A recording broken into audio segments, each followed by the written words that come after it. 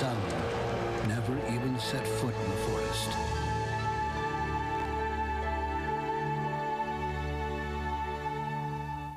This is an anabolic steroid.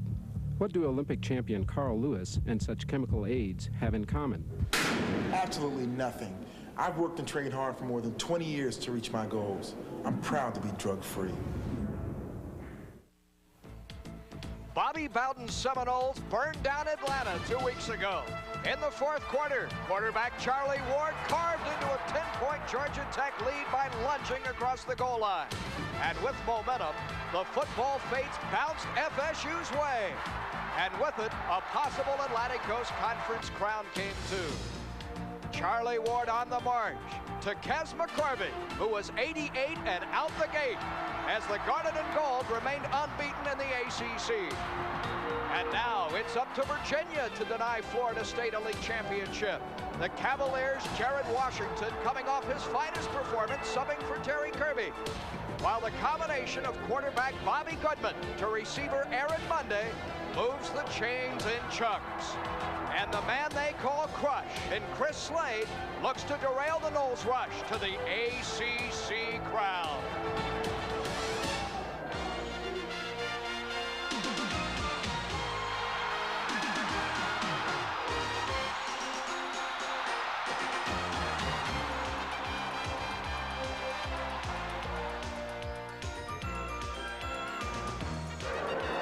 Sunshine Network presents Florida State University football.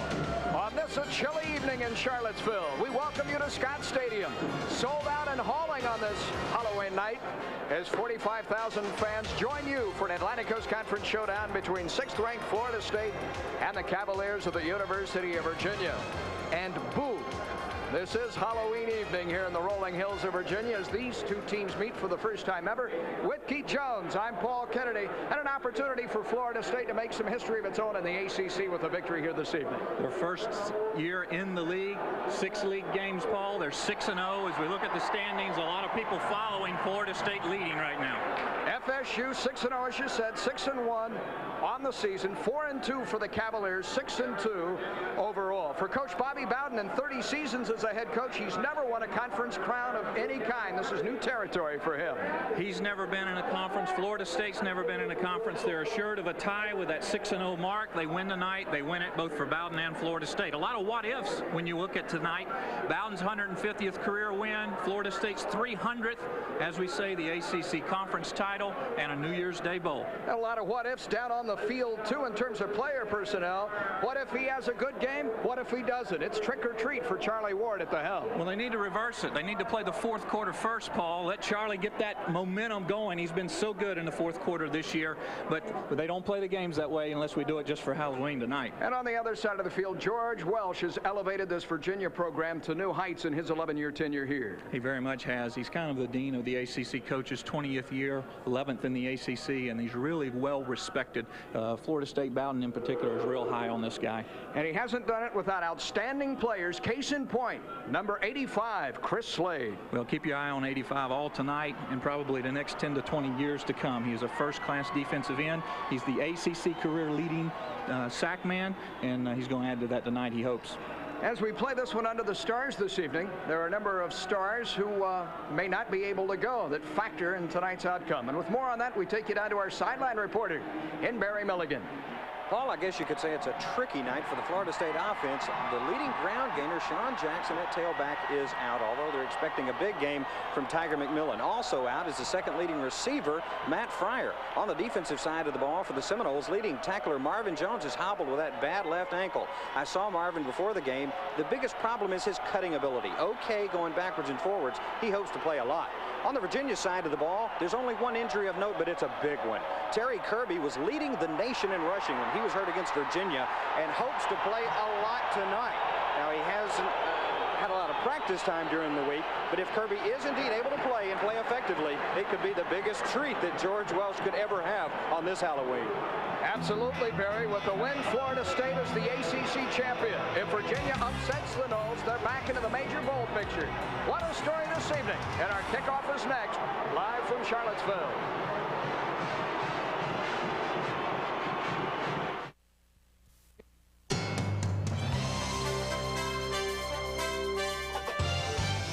You're watching college football on your local Prime affiliate. Today's Florida State football game is being brought to you by the Olive Garden Restaurant, where all the best of Italy is yours. And by Coors Light, the Silver Bullet. It's the right beer now.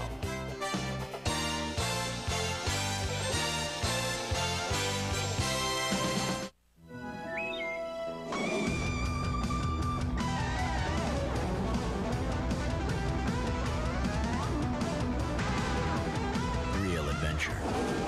The Discovery Channel. It's your world. Don't tell me about a super sizzling sales operation. Don't play me a snappy jingle like that's a reason to buy a car. Tell me like a Subaru Legacy, it's well engineered, that they spent the time putting it together intelligently with a horizontally opposed engine and four-wheel disc brakes. Tell me there's never been a better time to buy. Now's the time to buy. Save thousands on a Legacy LS front-wheel drive sedan with anti-lock brakes, airbag, air conditioning, and power windows and locks. Tell me, I have the money, and I want to know what to drive. Hey, Magic fans, slam your way into a new season with stuff from the Orlando Magic and a super souvenir value. Celebrate the new season with some neat stuff from Stuff and His Friends. For $19.95 plus handling, you can collect a stuffed doll and an official embroidered Magic cap, or a cap and a t-shirt in either black or white, all for under $20. Call 1-800-762-7900 or write to Sunshine Network and tip off the new season with a super Magic souvenir. Sunday's primetime sports lineup on Sunshine Network, Florida's best.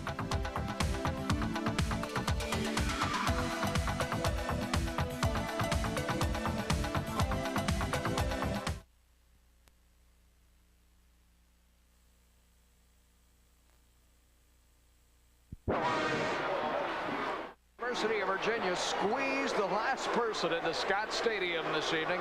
They have sold all 45,200 tickets as Florida State remains the top draw in the Atlantic Coast Conference when the Noles go on the road. The captains meeting at the center of the field. The tri-captains in Slade, Chris Steele in the middle, along with Terry Kirby, number 42. And there you see the Noles pictured as well from left to right. John Davis out of the secondary and three other Noles. And as you see, the University of Virginia won the toss, got the ball, and will go on offense first as our referee Joseph Ryder gathers the officials together. Florida State has had to go the long road in the ACC, playing at Clemson, in Raleigh against NC State, 2 weeks ago in Atlanta against Georgia Tech, tonight in Charlottesville. It's been a tough first-year schedule in the Atlantic Coast Conference for Bobby Bowden's troops. It really has. As we said in the opening call, Florida State 6 games, 6-0. A lot of folks thought Florida State would do very well in the ACC, but quite frankly, I think the Noles have taken the ACC a little bit by surprise. That man there, Coach Bobby Bowden, as we alluded to in the opening, ready to get win number 150, number 300 for Florida State. As the ball is put on the tee, you see it's chilly, and a light rain is possible. It drizzled earlier today, but obviously this is an artificial turf and is very susceptible to inclement weather. Rather, it will hold up well. Florida State, too, in terms of playing on the turf, has won 12 straight. I was talking to Brad Scott, the offensive coordinator at Florida State, and he said they might want to go on ahead and put that in back home and put it down in the Orange Bowl, too. Anywhere Florida State travels, that they enjoy playing on this surface. They've been successful on it. Makes you feel quicker. It gives you a feeling of quickness, and the only thing the players don't like is it's probably as hard as a rock underneath it. Number 36 in your screen was Alvin Snead along with Tyrell Davis. Dan Mowry sends an end over end and into the waiting arms of Jared Washington. He's dangerous, and out he flies to the 20, and he is cut down there. And the tackle's made by FSU's John Davis. So it's 1st and 10 for the Cavaliers. Let's meet them now as they are led by quarterback Bobby Goodman, the senior, and the second leading passer in all of college football, number 4, out of Suffolk, Virginia. He has thrown 20 touchdown passes in this, his senior year. Very efficient, rarely makes mistakes. With Gary Steele and Jared Washington set behind him. In the eye, first snap of the night for the Cavaliers. And here comes Washington right up the gut, a great hole. And a gain of 8. As that offensive line in the left side tackled Jim Reed at 6'7", and Mark Dixon at 6'4", opened up a hole. The skill players for UVA. Aaron Monday is their top target. He's listed as a tight end, but he'll play off the line of scrimmage. And that offensive line that we mentioned with Tim Samet, the center, number 59. Charles Kenningham is 6'6", 260. Ware is 6'6", 280. They are huge. Monday sets to the far side. Second down, a long 3 for the Cavs. First down, in the middle, Charles Way, the sophomore fullback. The 226-pounder, and it's Florida State's nose guard in junior Todd McIntosh, number 94, who makes the tackle. 2 snaps and a first down, and Florida State defensively with Dan Footman, Todd McIntosh, and Carl Simpson across the defensive front this evening, weighing in at 281, 261, and 278 in Simpson. A fresh set of down. Monday in motion. Washington with the cutback, but right into the arms of Derek Brooks, the sophomore outside linebacker from Pensacola, number 10, who tagged it. Brooks having a good year. In on 66 tackles, second on the team. As you see, his front help, Footman, McIntosh, Simpson, as you mentioned, going 260, 270, 280 pounds against that big Virginia offensive line. Freeman, Clark, Alexander, Brooks, who we saw, the secondary, Henry Brown, Bauer, and Fuller. A true freshman in Pete Allen, number 20, to the far side. To the near side right, Tyrone Davis. Monday in motion. And the tailback in Washington. Turns the corner across the 40. Close to the first down at the 43. LaVon Brown, the senior strong safety, made the stop. You talk about the Virginia offense, you're talking about an isolation look.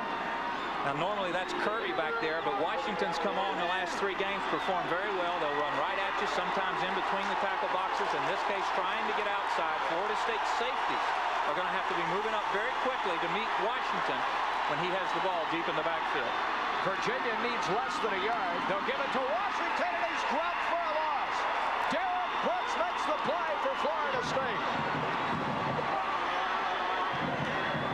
Again, you see Brooks, who's going to have to step up his game with Marvin Jones out. He's had a great season so far. Moved from the defensive backfield up to that bandit linebacker position. You'll get a look at it here. Here goes Washington to his right. A lot of upfield penetration, and Brooks feeling in behind brings him down. Patrick Harkleroad tumbles it to work Corey Sawyer. And Sawyer's out across the 35 and out to the close to the 40-yard line. They'll spot him there. So Florida State's defense does its job. Sawyer with the finest short return, angling back toward the middle of the field. And now the Noles go on offense. And here comes the junior Charlie Ward, the 2 sports star out of Thomasville, Georgia, who has completed 54% of his passes on the season and thrown for a dozen touchdowns. He opens up tonight with William Floyd, the fullback, and the sophomore Tiger McMillan, the tail. Play action to Tiger. Into the flat and in and out of the arms of his intended receiver to the near side, his tight end, and Ronnie Johnson. Incomplete, second down. Floyd and McMillan form the I. You may have seen a great deal of the I combination for FSU in its last win at Georgia Tech. You see that Tamarik Vanover starts in place of Shannon Baker. Kes McCorvey and Omar Ellison will both work. And Stevenson and Laurie Otto now the 2 tackles. Tyre McNeil the guards. And the veteran Robbie Baker over the football. Tiger. 9-yard gain. The speed of Tiger McMillan replacing Sean Jackson. And the man who Bobby Bowden says has the same opportunity this evening to make a major breakthrough in his college career that Sean Jackson had in the Cotton Bowl in Dallas on January 1 when he took over for Amp Williams. Millen going against this defensive line, a very good defensive line. We'll talk about Slade a lot. Burns, Hicks, and T.J. Killian at the linebacker spots. There you see the secondary, Lyle and two safeties are very, very good. The Noles need a yard on third down, just shy of midfield. And the fullback and William Floyd did not get there. The 240-pound sophomore was stood up by Mark Crushbaum, the right tackle for UVA, number 93, denied the first. Is this 4-down territory for Florida State at midfield? And it appears that it is. Florida State will go for it with the football inches shy of the midfield stripe. This is the confidence that Coach Bowden has. Coach Welsh looking on with his defense, but Bobby Bowden has a great deal of confidence in the defense of this Florida State team. In that early here, 11-13 rolling clock, 4th and 1, Florida State at midfield going for it. Floyd and McMillan behind Ward. It is Tiger McMillan. I don't know if they got there around the right side. Cut down by P.J. Killian, the linebacker. It depends on the spot as Killian, the junior, number 31, knifed through the interference to make the tackle. And it's all on the spot as the clock is stopped early in the first quarter and the chains are brought on. Florida State choosing to go deep in the backfield. One would have thought maybe something with a quick hitter, Floyd up the middle. Coach Bowden and staff pitching the ball deep, and McMillan able to get it across that stripe, that 50-yard line. George Welsh's defense can play this game. He's always been focused defensively. A fresh set of downs, no score in the early going in Charlottesville. Ward to set up the screen. Tiger can't hold on. Nearly intercepted too. At the UVA 48 by a diving Craig Jeffries, the quarterback. Not a great deal of touch from Ward to Tiger McMillan, who had to stretch out for the football. As you see Charlie's numbers there, as we talked also in the opening, you know, you kind of need to reverse the game. Charlie playing the fourth quarter extremely well, mainly getting off the real slow starts. And of course, you see that big interception count there, 15. Second down and 10. Vanover to the bottom of your screen. The inside handoff and popping through is Floyd. And William Floyd finds the first down marker as he dives inside the 40-yard line to the 39.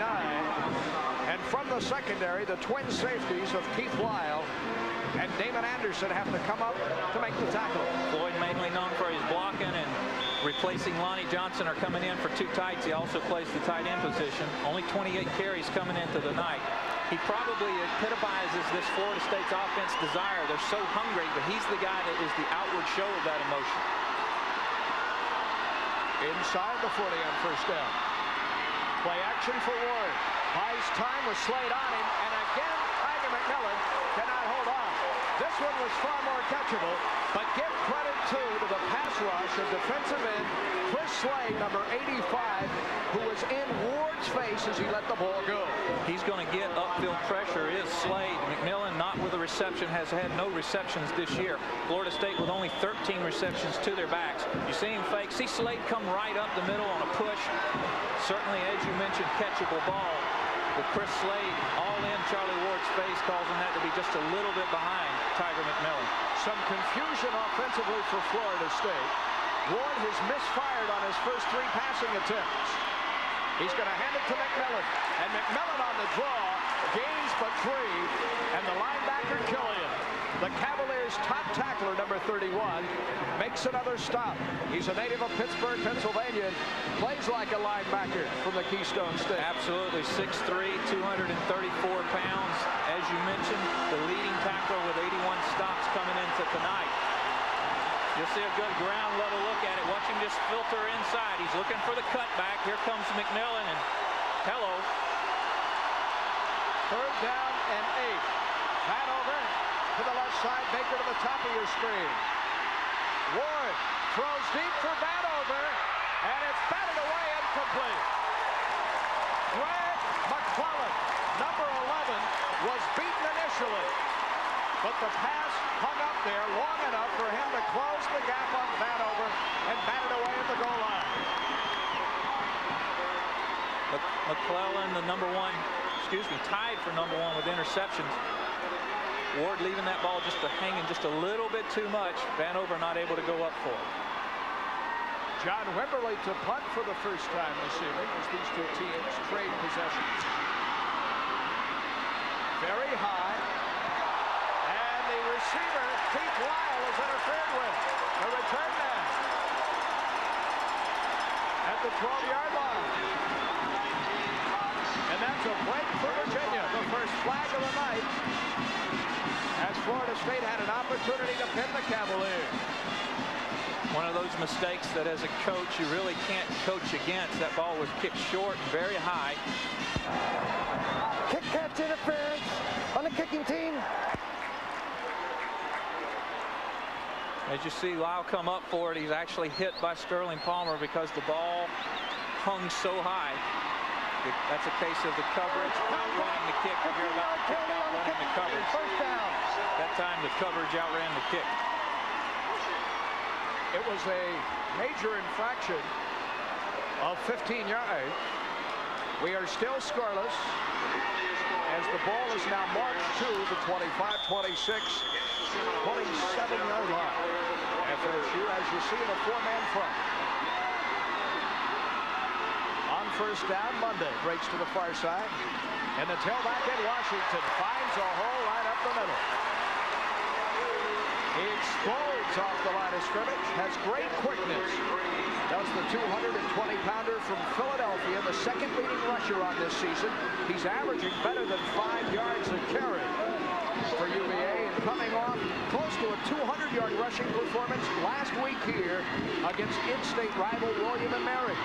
Well, if you look at the numbers, the Cavaliers really haven't dropped off that much with Kirby out, and the reason is Jared Washington. On second down after the gain of 6 by Washington, with Way leading the way. Right at the line of scrimmage. Wrestled down for no gain on the play by linebacker Ed Clark, number 39, the fifth-year senior. And now he's hobbling. You see the isolation action wide. Clark just skating outside, making sure he keeps inside leverage for the cutback. As you mentioned, Paul, he came up with just hobbling just a little bit as we have another player down on the field. We did not get the number there. But while the trainers are on to attend to that Seminole, let's talk about Florida State's number 39. The weight of the world on the shoulders of Ed Clark tonight, the senior from Melbourne. We'll talk about him when we return. We are scoreless in Charlottesville between FSU and UVA. If you hang out with America's top builders, you'll see they rely on Makita high-torque tools. Corded or cordless, Makita's got the torque to power its way through anything. And with service centers from coast to coast, you'll never get caught with your tools down. At Makita, you've got the tools to get the job done. Makita, it's all the power you need. At Scotty's, we've always been in the business of helping people. That's why we're working with Habitat for Humanity and needy families to build homes. Now, when you, your church, or organization save Scotty's register receipts, we'll supply building materials for a new Habitat for Humanity home. Whenever you do it yourself, save your Scotty's receipts and do something special for a needy family.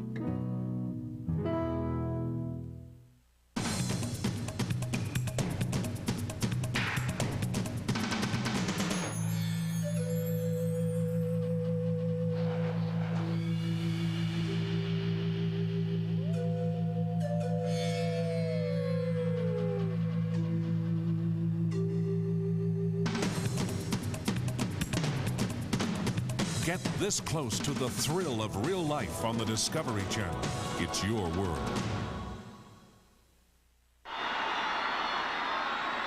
Possession snap for the Cavaliers out of the shotgun for the first time this evening. And going for broke down the sideline, incomplete. The long pass from Goodman intended for Tyrone Davis. And at the 19-yard line, Corey Fuller is there for Florida State along with Leon Fowler. Davis about 6'5", number 82 for Virginia. Corey Fuller at 5'11", a A 6-inch differential. Watch this ball hang up very nicely. And just a great effort on both players' part. Fuller able to wrap his arm just a little bit to prevent Davis from coming down with it. Harklerod's first punt this evening sailed 29 yards, far below his average. As again he kicks to Corey Sawyer. A high snap. Not a tight spiral. Sawyer with the return from his 28. For a few. Let's go back down on the field and check in with our own Barry Milligan.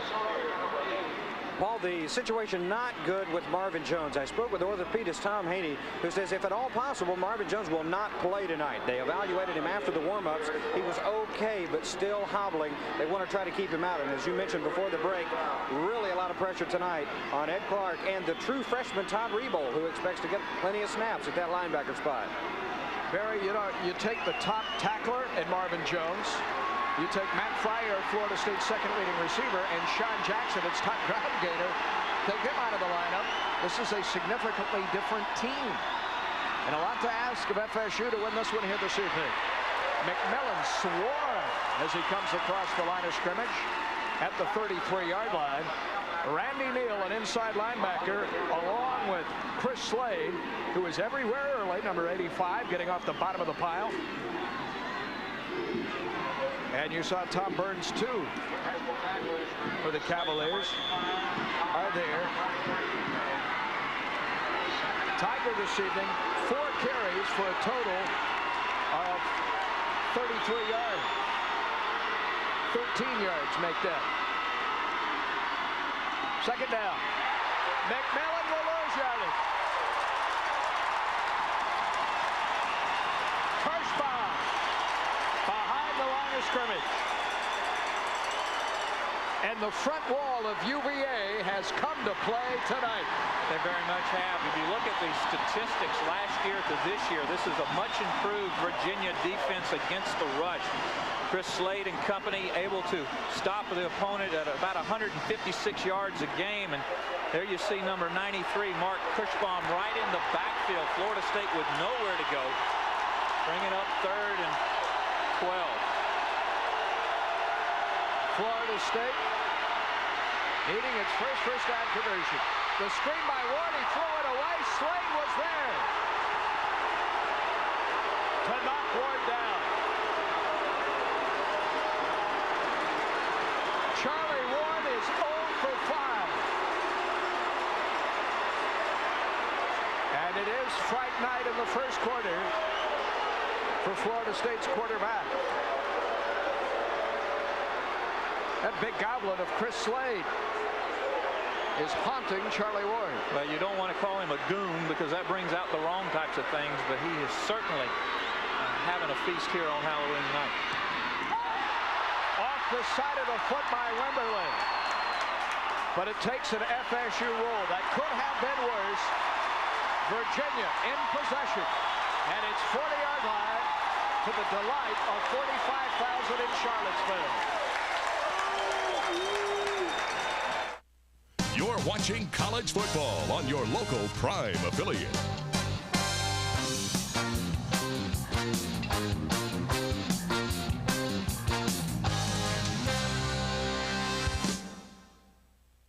The way to not win in tennis is to think too much about your opponent. Because in tennis, you don't just play the opponent. You've got to play the ball. It's how you play the ball that determines whether your shot is in or out. Whether the point is won or lost. Play the ball better than your opponent, and you'll play winning tennis. Now, you can play the ball and win with this double offer from Tennis Magazine. You'll receive a free half-hour video by Tennis Magazine instruction editor Vic Braden, plus a full year, 12 issues of Tennis Magazine. Call this number now and change the way you play tennis. What a combination. The How to Play Winning Tennis with Vic Braden video, plus the magazine that brings more instruction to more tennis players than any other. Call 800-652-2112 for a full year of Tennis Magazine, plus this free video, just $13.77. Call 800-652-2112 now.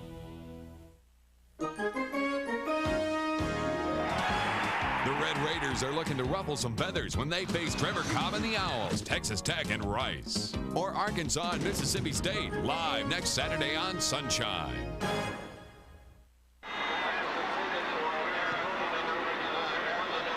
On first down, Bobby Goodman rolling to his right and fires it off the fingertips of his tight end, Aaron Mundy. Goodman tonight, like Ward, perhaps the chilly climate here is giving them some problems early. He's 0 for 2. The quarterback's 0 for 7 combined. It's been raining the last couple of days here in Charlottesville. The field is dry, but the air is very heavy with a mist. Maybe causing problems. In motion, big Tyrone Davis at 6'5". And the fullback works the middle. Charles Way. He and Gary Steele will alternate this evening. The third leading rusher on the season is Way. Exceptional blockers, both Steele and Way, for either Terry Kirby or Jared Washington. Both of them very big. Steele goes 6'2", 236. You see Way there, number 30, a sophomore at 6'2", 232. They've made their money for the last few weeks blocking for both Kirby and Washington, getting that chance to run the ball just a little bit. From the shotgun, throwing off his back foot for the boundary and hunting little Pete Allen. The freshman wide receiver much too far. And much like his counterpart in Ward, the quarterback Goodman ended up on his backside due to a Florida State defensive rush. This has turned into, Keith, you being a former defensive back, one you'd enjoy, a defensive tussle early. Well, and as most defensive tussles go, field position, you slowly but surely see Virginia moving the ball our left to right, pinning Florida State back. Patrick Harkleroad, the punt for the third time in the first quarter. Sawyer with blocking at the 30, 35, 40, up the boundary midfield and into Cavalier country at the 46. Alvin Sneed, a reserve running back, made the tackle, but not before Abraham returned it, or rather Corey Sawyer returned it 37 yards. Well, the kicking game can certainly reverse any field position trends. You're going to see Sawyer coming right at you, averaging 16.5 yards per punt return, number 1 in the ACC. The picket is to his left, our right as we look at it, and he just works his way down the sidelines. 30-plus yards later, Florida State's in business at the Virginia 47. For the first time this evening, the Noles operate from the single back set for Ward. Ward to McMillan, no. Out of his hand, incomplete. And there was Slade again. That's the third drop from Tiger. As we've mentioned, Florida State not throwing to the backs very often. Only 12 or 13 catches through the 7 ball games so far. You see Ward's numbers on the night. Bobby Goodman's not much better. We may be in for a defensive struggle the rest of the evening. Florida State with its best field position to open a possession. Ward looking for his first completion. Charlie has to scramble and throws no. Forcing it just to unload it and avoid the sack toward Omar Ellison, the sophomore wide receiver. We will see Omar working tonight inside in a flanker position when Florida State goes to the 3-receiver and 4-receiver combinations that they have in their offensive game plan. Ellison and McCorvey, the split ends, if you will. Matt Fryer out. Look at the third down conversions. Virginia and Florida State at the bottom of the stack in the ACC in the high 30s only. Almost off the charts in the scoreless first quarter here tonight. Ward gets it away. Throws incomplete, nearly intercepted by McClellan again. Kez McCorvey, the intended target. The pass, tough to throw from the near boundary to the far sideline, and the crowd applauds this impressive Cavalier defense. Neither offense able to generate anything, a kicking game and a defensive struggle. Wimberly, as you recall, last time off the side of his foot, only 26.5 on the night. The big rush. He just did get it away and hits his nicest punt of the evening in terms of the spiral, but the net effect is far less impressive than was the kick itself. Ruled out of bounds at the Virginia 25-yard line. That with some heavy heat from Virginia that Wimberly had to face. Wimberly's not had a punt block this year, but very nearly so that time. You see the crowd looking on, bundled as it were here on Halloween night. Coach Bowden looking out to a little bit of a frightening spectacle from his offense here with about 2/3 of the first quarter gone. But here is a guy, you see his 149 victories at Florida State. 70 have come away from home. He's not frightened by the prospects of playing in front of a hostile crowd. As Footman and that Florida State defense work over Jared Washington. Here is Big Dan Footman, the fifth-year senior, and John Nance, too, another senior, the nose tackle from Bartow, Florida. You see Ken Alexander in Marvin Jones' absence calling the signals this evening. Footman, FSU's 4th leading tackler on the season, a real anchor on the defensive front. 2nd and 10. The draw to Washington. He bounces off a lineman and then has bounced himself shy of the 30-yard line. The big hit laid on him by Clifton Abraham. Or Leon Fowler. Check that. That's the type of play you're going to see more of. Watch Fowler keying off of Washington. He's got to feel that alley inside out. Linemen get stood up. Safeties have to come up and make that hit. Corners are typically run off by the wide receivers. Both Fowler, number 3, John Davis, number 18. If Virginia stays in this offensive scheme, we'll have headaches on the plane back, I can assure you. A real tag number there by Leon Fowler. A gain of 4 and a timeout for Bobby Goodman and the Cavaliers with 3:14 remaining and a scoreless first quarter.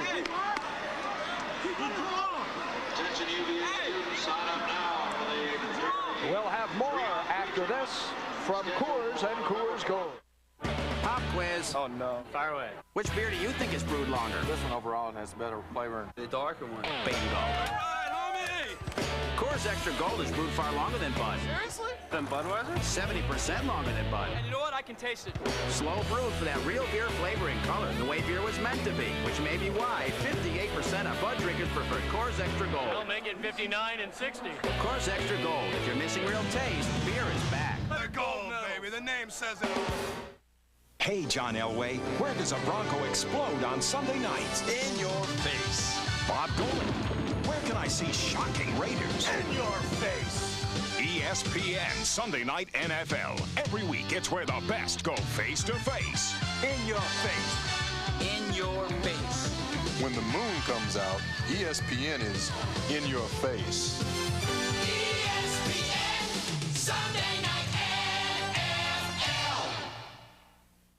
The Miami Hurricanes. Nobody plays better than they do. And nobody covers the Canes better than CaneSport. 21 times a year, CaneSport takes you inside the locker room and inside the coaches' minds for the most comprehensive coverage anywhere. Each issue brings you complete game analysis, exciting action photos, and more. To order CaneSport, call 1-800-635-CANE. Or by mail, send $31.95 to CaneSport, Miami, Florida. CaneSport. Don't miss an issue. Order now.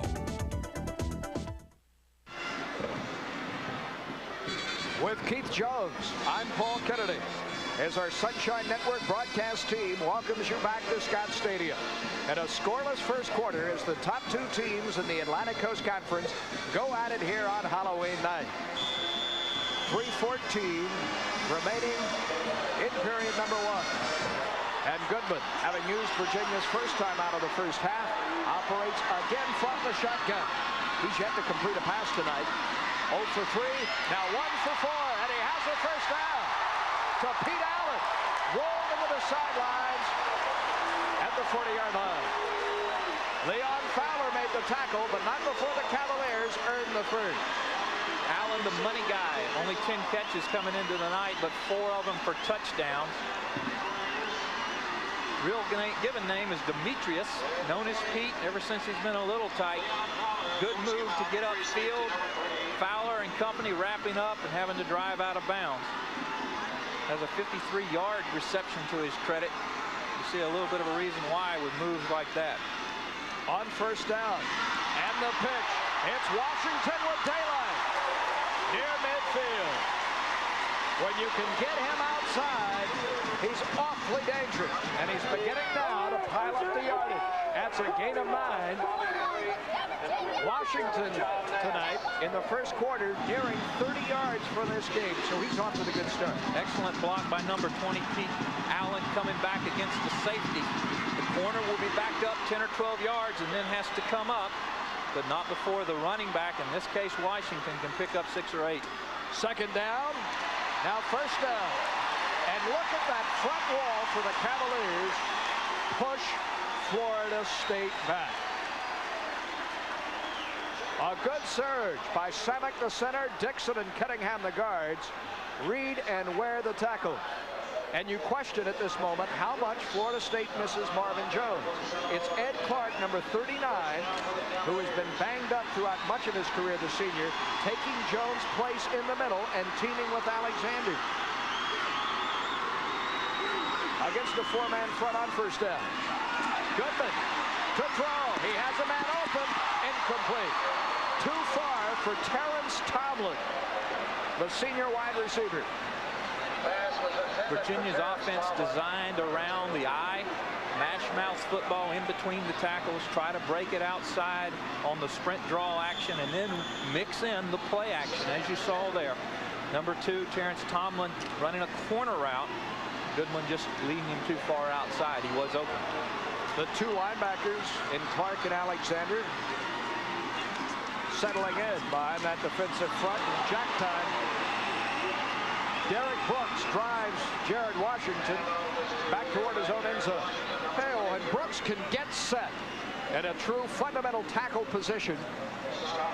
He's tough to move out, and he can just blast running backs. Well, he's got that instinct that most defensive backs that are hitters have, where he explodes instead of just running up and grabbing or running up and hitting.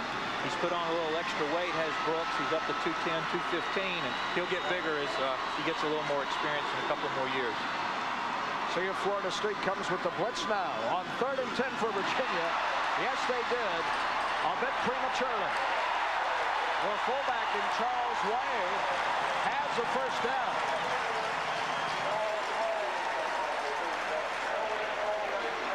Brooks was coming on the blitz and jumped the snap count. It's a first down for Virginia. It would have only been a 5-yard penalty. It would not have given them the first down. Offside on the defense, declined, first down. When you jump across and make contact, then that's a dead ball foul, automatic 5-yard mark off. When you jump across and you're in the neutral zone, then the play stands, or you can take the penalty depending upon the outcome. That time Virginia picking up about 10 or 11, enough for the first down. Florida State now backed up defensively on their own 33. A gain of 11. 68 seconds remaining in this, the first quarter. The fullback is Gary Steele. Washington, the tailback. And it is Steele for a tough 2. The tri-captain, along with Terry Kirby and Chris Slade, is UVA's number 44. Brooks with his 6th tackle of this first quarter. He's been busy.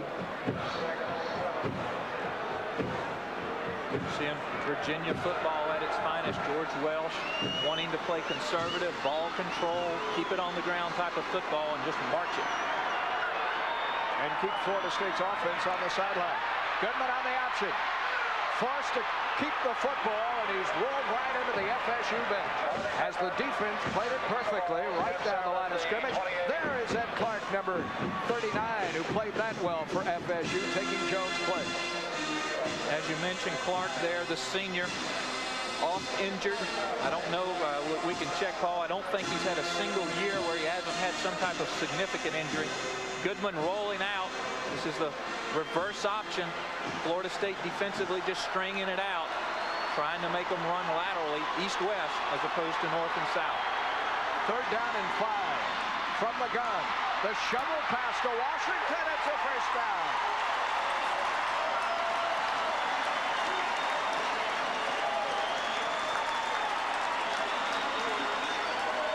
That's as close to our first, dare we say it, trick play by the Holloway that we've signal.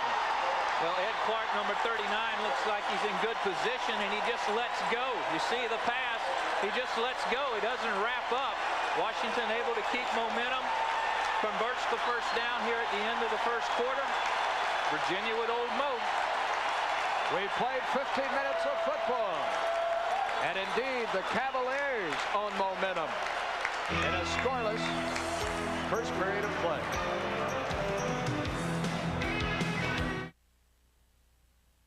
ACC football means action. All out, all day, head-on action. It's the best from the Atlantic Coast Conference. Turn up the intensity. ACC football. Duke and Georgia Tech, Sunday at 2. To achieve your ultimate potential, Nordic Track proudly offers Nordic Flex Gold, the newest idea in strength training that is 5 ways better than SoloFlex. Nordic Flex Gold has linear motion to accurately simulate free weights. SoloFlex uses a less effective arcing motion. Nordic Flex Gold has isokinetic resistance to match your natural strength curve for maximum results. With SoloFlex, the resistance is dictated by the stretch of a rubber band. Nordic Flex Gold's isokinetic resistance also gives you speed. There are no steel plates or rubber bands to change between exercises, so your changeover time is up to 40% faster than SoloFlex. Nordic Flex Gold provides detailed workout instructions with a comprehensive manual, wall chart, and full-length video. And best of all, Nordic Flex Gold costs 1/3 less than SoloFlex. Call now to order your Nordic Flex Gold, the ultimate strength training machine for the ultimate body. The Olive Garden's new Roman pasta holiday celebration will have everyone speaking fluent Italian. See for yourself when you taste our generous portions of ravioli Antonello, chicken and artichoke mostaccioli, spaghetti carbonara, and our emperor-sized Roman holiday platter. So come celebrate our Roman pasta holiday, where for just a few lira, you too can learn to speak a little Italian. Florida's high school heroes, the state's top squad. Don't miss the action as today's prep stars lead their schools to victory. The high school football game of the week. Barron Collier and Fort Myers, Wednesday night at 9 on Sunshine Network.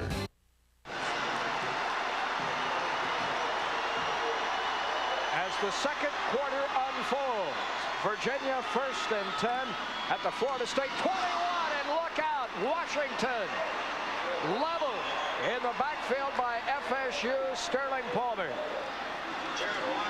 Palmer blasts through the offensive line to annihilate Washington. Florida State on a stunt that time as both of the outside defensive people pinching. Look to the left of your screen. Watch Palmer just beat everybody inside. And look out, a turnout block rather by the tackle. Palmer beats it inside, and Washington has nowhere to go. Nearly a fumble, as you saw. A loss of 4 on what was the 12th play in this prolonged march for the Cavaliers that began at the UVA 21. Goodman caught by Allen. And he is planted after earning the first down by Corey Sawyer. He didn't like it one bit. Allen went to Granby High School in Norfolk, a high school best known for its wrestling, the Granby roll and what have you. This is a wrestling match on the far side. Well, and Ron Simmons, a Florida State player, would be happy with number 8 there. Corey Sawyer with a good slam takedown will give him 2 points in wrestling score. Here you get another look at it. Allen trying to fake outside, and Sawyer says, well, I'll just end this. On first down, overshooting an open Tyrone Davis. Davis was open, and Goodman missed him. That would have been a touchdown. Goodman, the second-ranked passer in the NCAA according to the rating or ranking system. You see Coach Bowden conferring with the FSU coaches, which are immediately to our left. Well, it is 4th down, and this 14-play drive stalls here.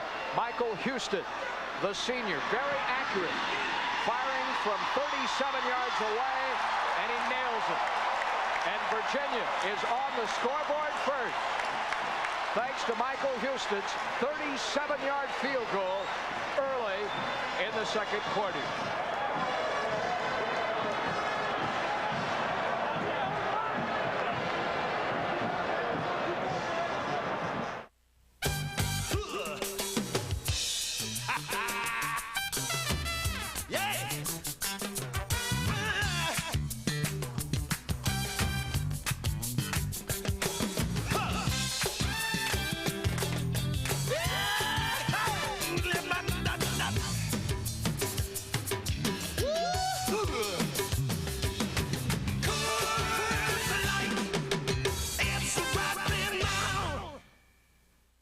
achieve your ultimate potential, Nordic Track proudly offers Nordic Flex Gold, the newest idea in strength training that is 5 ways better than SoloFlex. Nordic Flex Gold has linear motion to accurately simulate free weights. SoloFlex uses a less effective arcing motion. Nordic Flex Gold has isokinetic resistance to match your natural strength curve for maximum results. With SoloFlex, the resistance is dictated by the stretch of a rubber band. Nordic Flex Gold's isokinetic resistance also gives you speed. There are no steel plates or rubber bands to change between exercises, so your changeover time is up to 40% faster than SoloFlex. Nordic Flex Gold provides detailed workout instructions with a comprehensive manual, wall chart, and full-length video. And best of all, Nordic Flex Gold costs 1/3 less than SoloFlex. Call now to order your Nordic Flex Gold, the ultimate strength training machine for the ultimate body.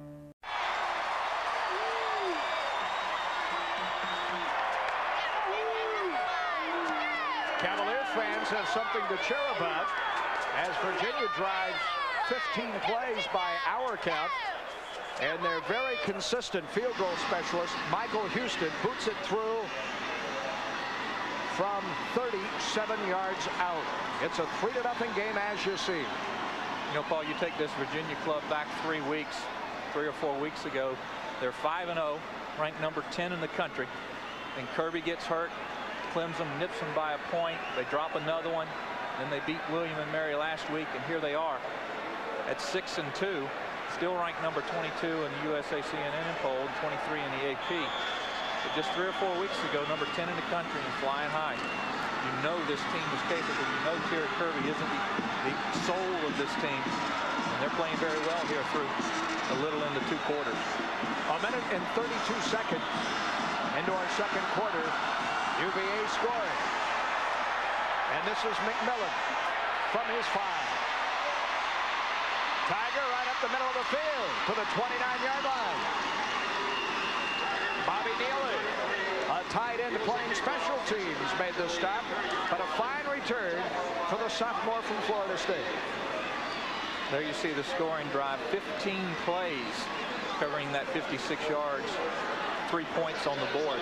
The most important stat there, that 6 minutes and 12 seconds. Virginia keeping their offense on the field, and Charlie Ward and company off the field. Ward 0 for 8 in the first quarter. The big fullback hopping through is Floyd to midfield.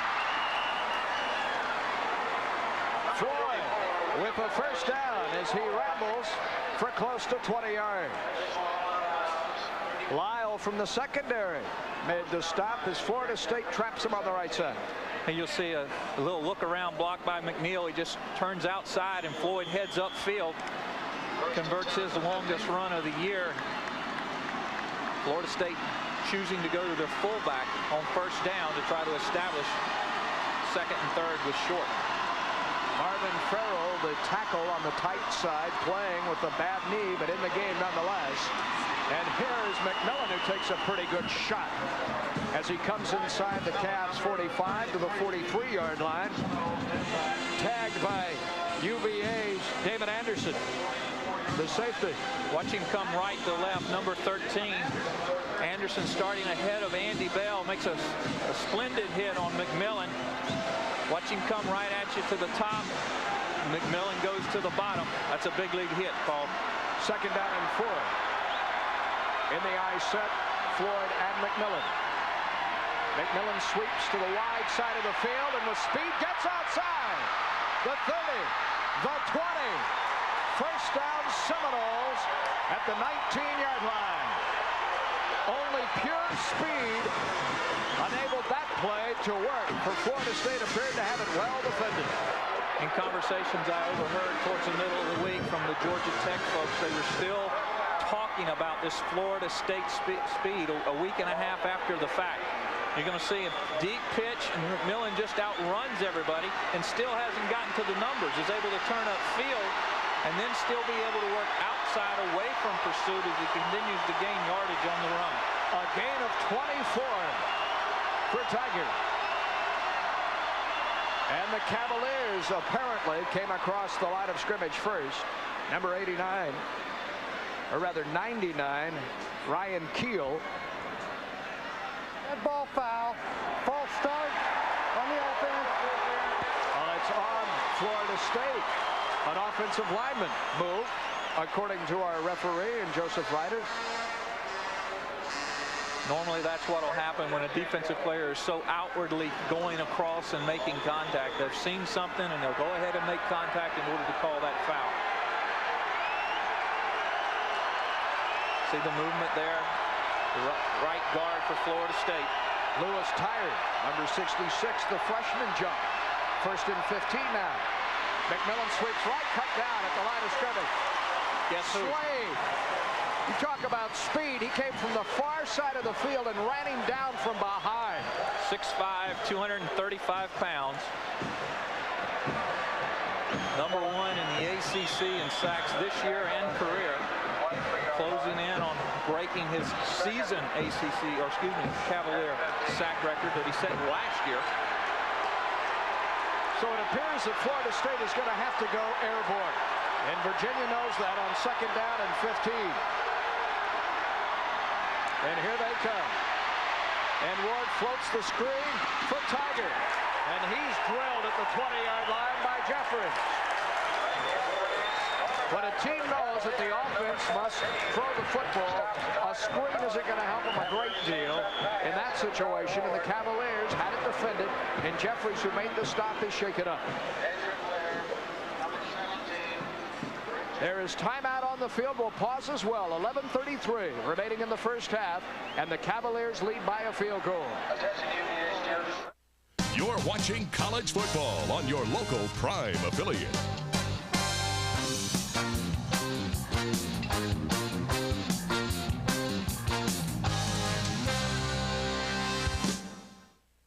Excuse me, do you know what stock options are? I wish I did. When is the weak dollar good for business? Good? I don't know. The world of finance and investing can be pretty confusing unless you call for this, the Wall Street Journal's video guide to money and markets. It explains the markets in clear, simple English and brings them to life. This exclusive 30-minute video is free when you call for 13 weeks of the Wall Street Journal for just $37, over 20% off the newsstand price. Subscribe to the Journal and get a daily view of the whole world of business and how it affects you. Information you know you should know. Call now and you'll be ready next time someone asks you, are munis always a safe investment? I'm not sure. Call toll-free 800-652-2112 for 13 weeks of the Wall Street Journal and your free video on money and markets. That's 800-652-2112. While the Winston Cup circuit is off this week in NASCAR will come to you this Thursday evening from Birmingham, Alabama. We continue our look at the Winston Cup point chase. Live Thursday night at 11 on Sunshine Network.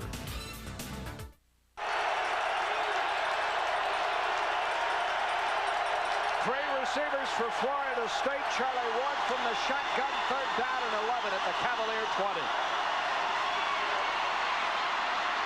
Ward pulls it down, gets a block, tiptoes down the sideline, and buys some more real estate. Inside the 15-yard line, ruled out of bounds on a shove by the corner, Mike Wardlaw, at the 13. Going to bring up about 4th and 4 from our angle, Paul, maybe a little bit less. Florida State opting for the field goal, and Dan Mowry and company come on. And from this vantage point, a 30-yard attempt by Dan Mowry, the Tallahassee sophomore, out of the hold of a freshman, Danny Cannell, the backup quarterback. The man to snap it, freshman Andy Crow. The numbers on Dan Mowry. The angle sharp to his left. This to tie the football game. And he hooked it left.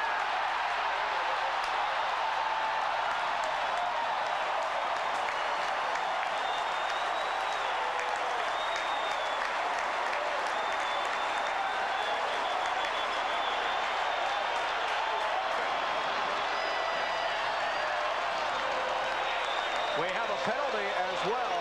Delay a game against That's an automatic infraction. They will have to mark it off. Mowry will get a second chance from 5 yards farther back. Evidently, the 25-second clock had expired. There you see referee Joseph Ryder coming up and talking to George Welsh. That call is made way behind the line of scrimmage in the defensive backfield with all the crowd noise and everything that was happening. Dead ball foul. Delay of game on the offense. 5 yards still. Here's where a penalty against FSU actually helped them, and George Welch has to say, you got to be kidding me. Yes. This isn't fair. And now Mowry gets a 35-yard try to tie the game. Okay. That plays right toward Bobby Bowden. Delay a game the call, but like you said, it's mandatory that the down be replayed. Again, the steep angle from 35. Mowry this time. And he hooked it again.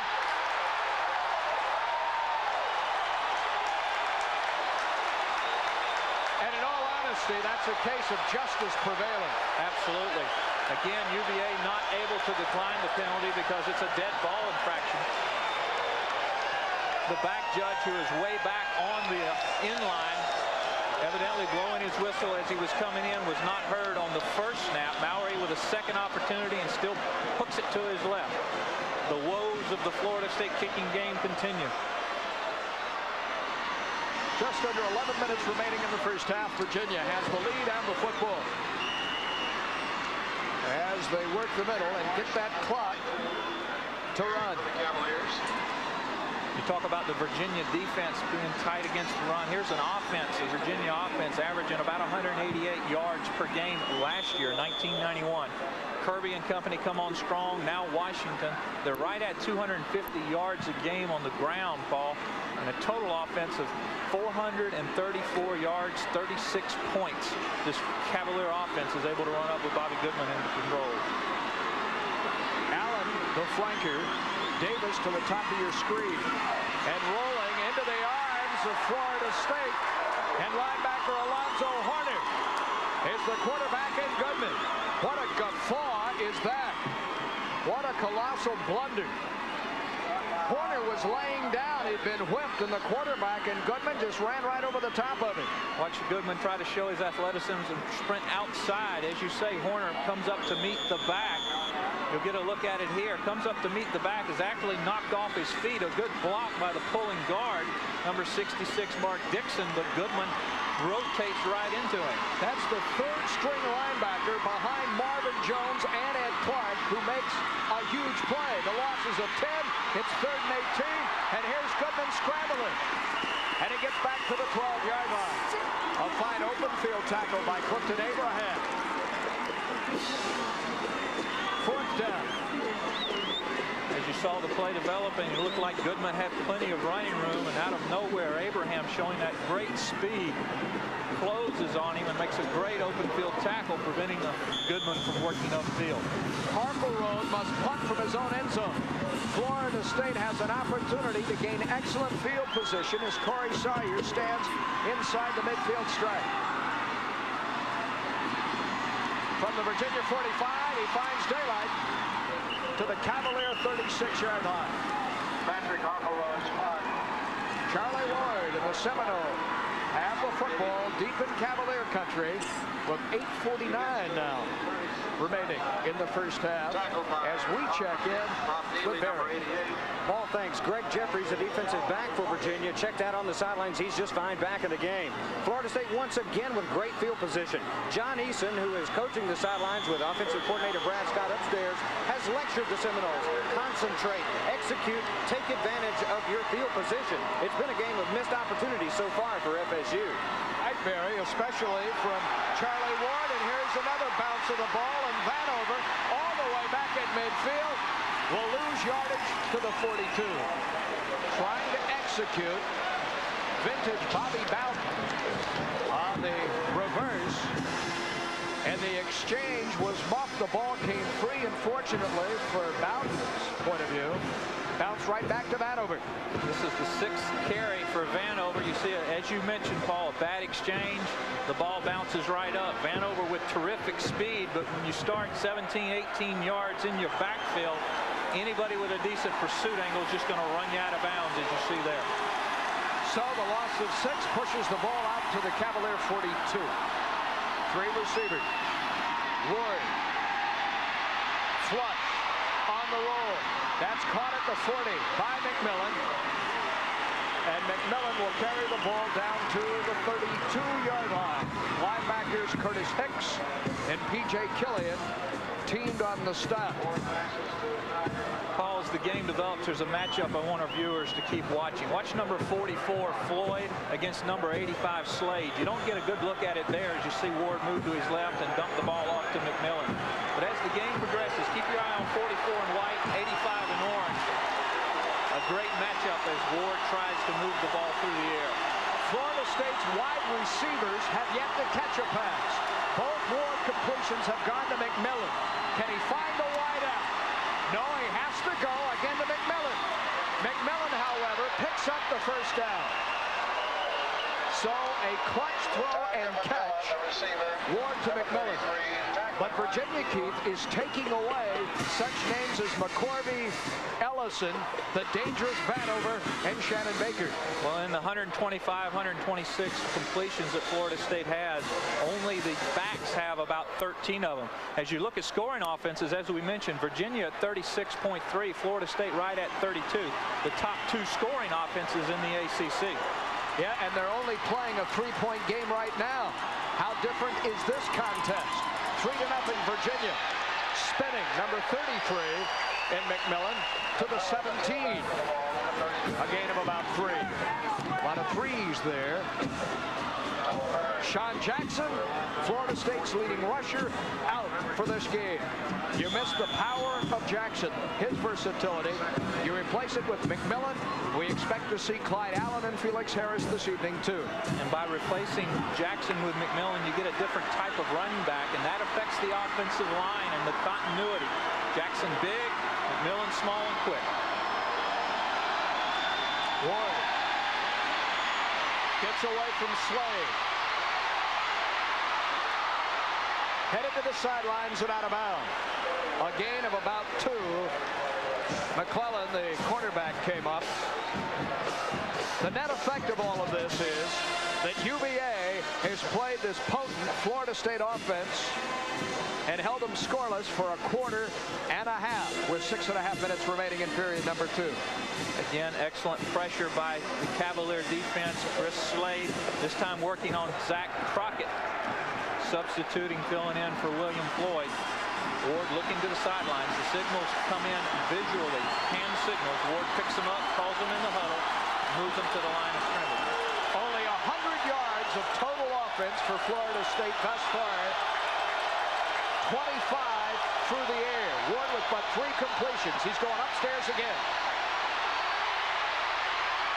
All the way back at the 35.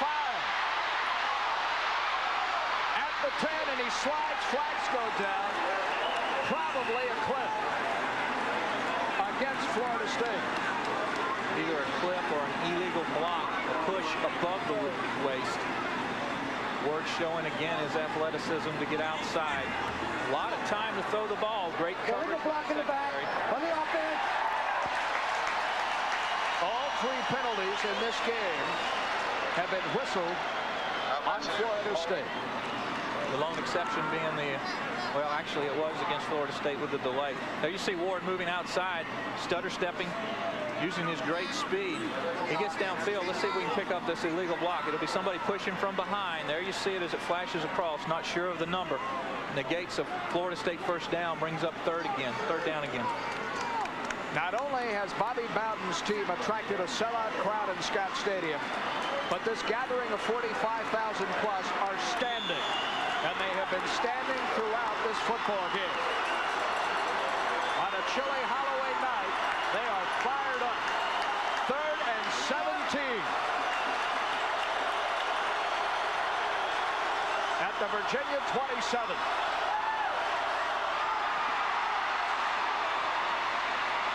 Ward for the end zone, has Vanover there, and he catches it for a touchdown. Tamar Vanover, the freshman. Touchdown, Florida State. He outlet for the football. And the man USA Today tabbed as the best freshman in all of college football makes a huge catch there. 6-3 FSU. On to attempt the extra point. Dan Mowry, who has booted all but 2 this year in 27 attempts, he drills this one. 7-3 Seminoles. On the touchdown strike of 27 yards, which doubles Florida State's passing total, and it's battle. To achieve your ultimate potential, Nordic Track proudly offers Nordic Flex Gold, the newest idea in strength training that is 5 ways better than SoloFlex. Nordic Flex Gold has linear motion to accurately simulate free weights. SoloFlex uses a less effective arcing motion. Nordic Flex Gold has isokinetic resistance to match your natural strength curve for maximum results. With SoloFlex, the resistance is dictated by the stretch of a rubber band. Nordic Flex Gold's isokinetic resistance also gives you speed. There are no steel plates or rubber bands to change between exercises, so your changeover time is up to 40% faster than SoloFlex. Nordic Flex Gold provides detailed workout instructions with a comprehensive manual, wall chart, and full-length video. And best of all, Nordic Flex Gold costs 1/3 less than SoloFlex. Call now to order your Nordic Flex Gold, the ultimate strength training machine for the ultimate body. All weekend, football without end is in your face on ESPN with college games galore and NFL action. This end loves football without end. On ESPN, great football without end is in your face. Sunday's primetime sports lineup on Sunshine Network, Florida's best.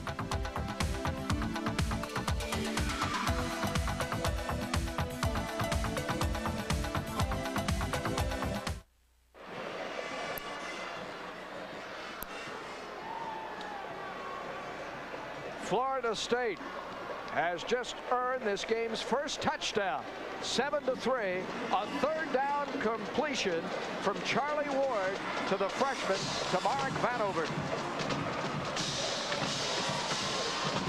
The ball thrown almost like an alley-oop or a Hail Mary type pass. Watch Vanover go up and just take it away from McClellan.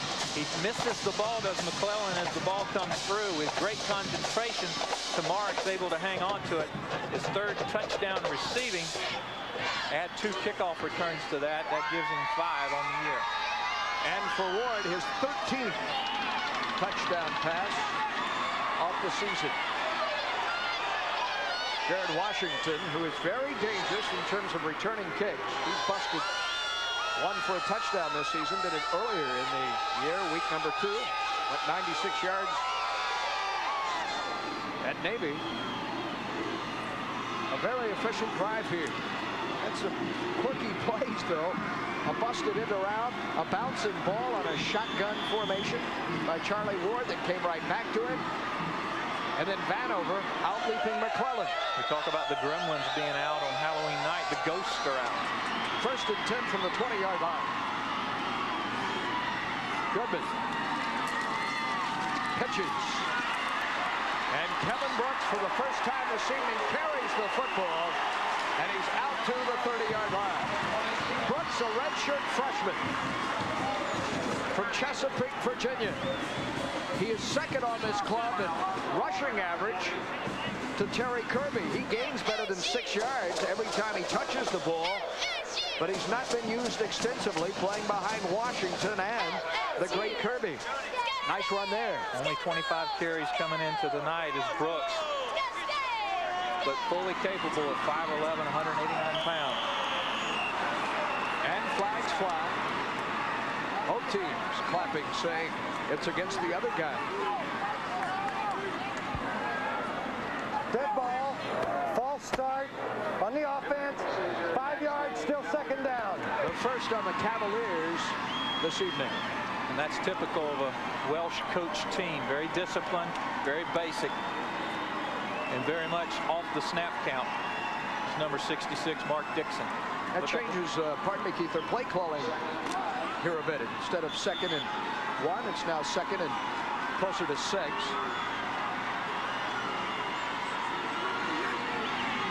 Slot right formation.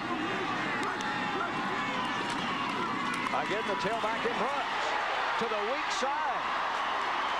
And he's bulldogged into his own bench.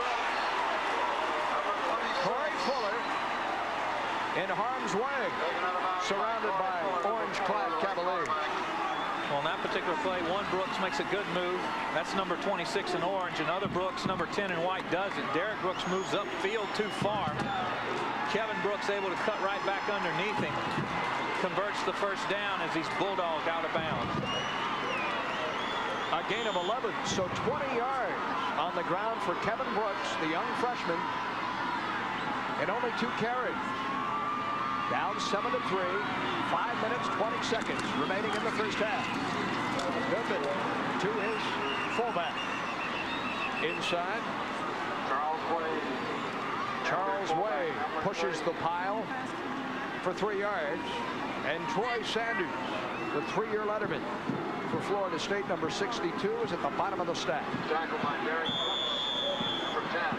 When you talk about that Florida State front 6, Footman, Sanders, McIntosh, Nance, Simpson, and Alexander. Sanders, number 6 in tackles with 12 stops, number 13 now. Out of the shotgun on 2nd and 7. Goodman runs out of a tackle by Nance.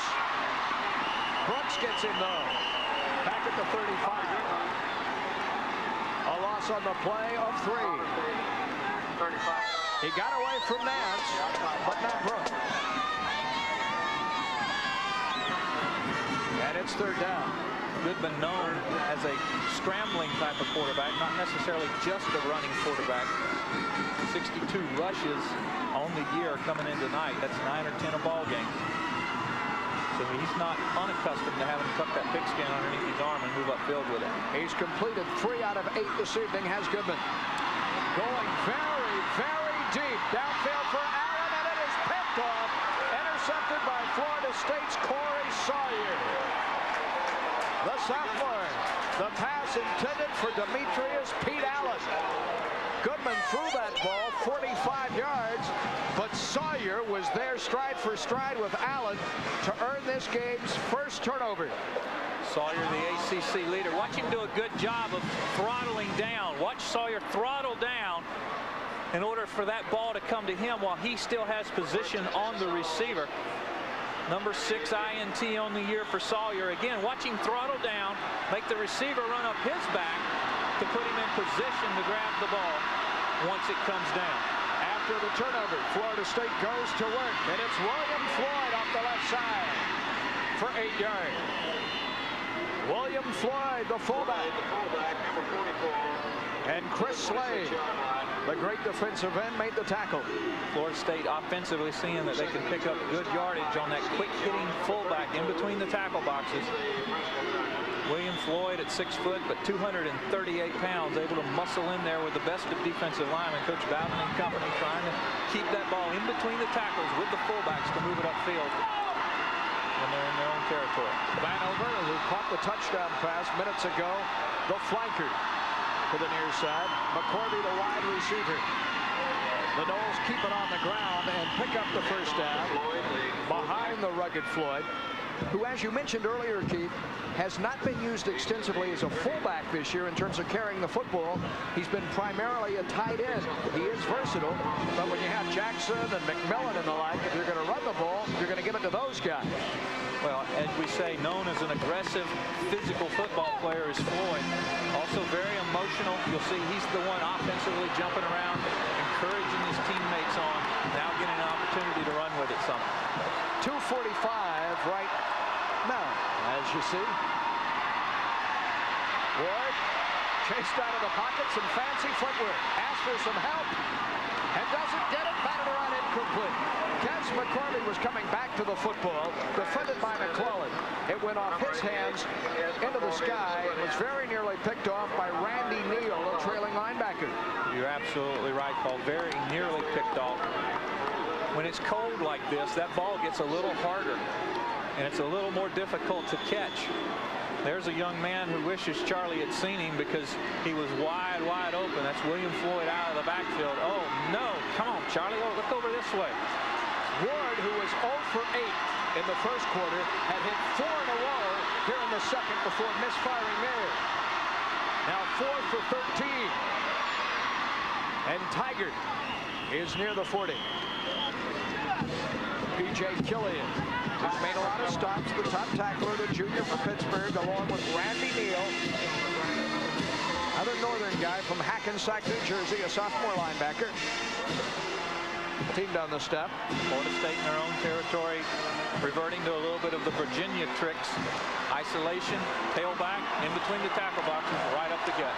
Big play here with just 2 minutes to go in the first half on 3rd and 2. If Florida State holds on to it, UVA won't get the football back more than likely here in the first half. And Charlie Ward, realizing that, uses FSU's first timeout, as you see with 1:52 remaining. Over to talk to Dr. John Eason. We were on the plane with him today from Orlando, Florida. The Noles' outstanding wide receiver coach. He had been recruiting last night in the Central Florida area. I was asking him about the wide receivers he coaches and about Tamarick Vanover, named in the USA Today article as the outstanding freshman in all of college football. And John said to me that Vanover has a chance over the next year or so to become the best wide receiver FSU has ever had. I said, Coach Eason, you've had so many great ones in the Lawrence Dawsons and the like. To say that, to heap that praise on Vanover, tells me he's an incredible athlete. And he said, you're absolutely right. And that covers Coach Eason all the way back to Jesse Hesters, those types of folks. Vanover, unbelievably gifted as it relates to going up for the football. And that man right there, Dr. John Eason, unbelievably gifted in being patient and disciplined with the receivers so that they learn to run routes properly, they learn to concentrate, they learn their value to the team, not just as trying to be an all-star or a superstar. And I'll tell you something else Coach Eason receivers will do, Paul, is they'll block. They're very unselfish in trying to keep the running game going by getting downfield, knocking defensive backs off their feet. Well, someone has to throw a block here on 3rd and 2 for FSU to hold on to the ball. It's Ward with the bootleg, and Ward doesn't need a block to pick up the first. Feigning the run. He boots it to the short side and nimbly steps out of bounds with the first down. Take you back 2 years. Chris Slade in practice. Who's he going against? Sean Moore, who led him to a national championship. You see Ward just sidestepping there, a la Sean Moore. Picks up the first down. Florida State converts with 1:46 left. A very important play that might be lost in the scheme of things later. But Ward, struggling to throw the football, is able to keep UVA off the field here late in the first half.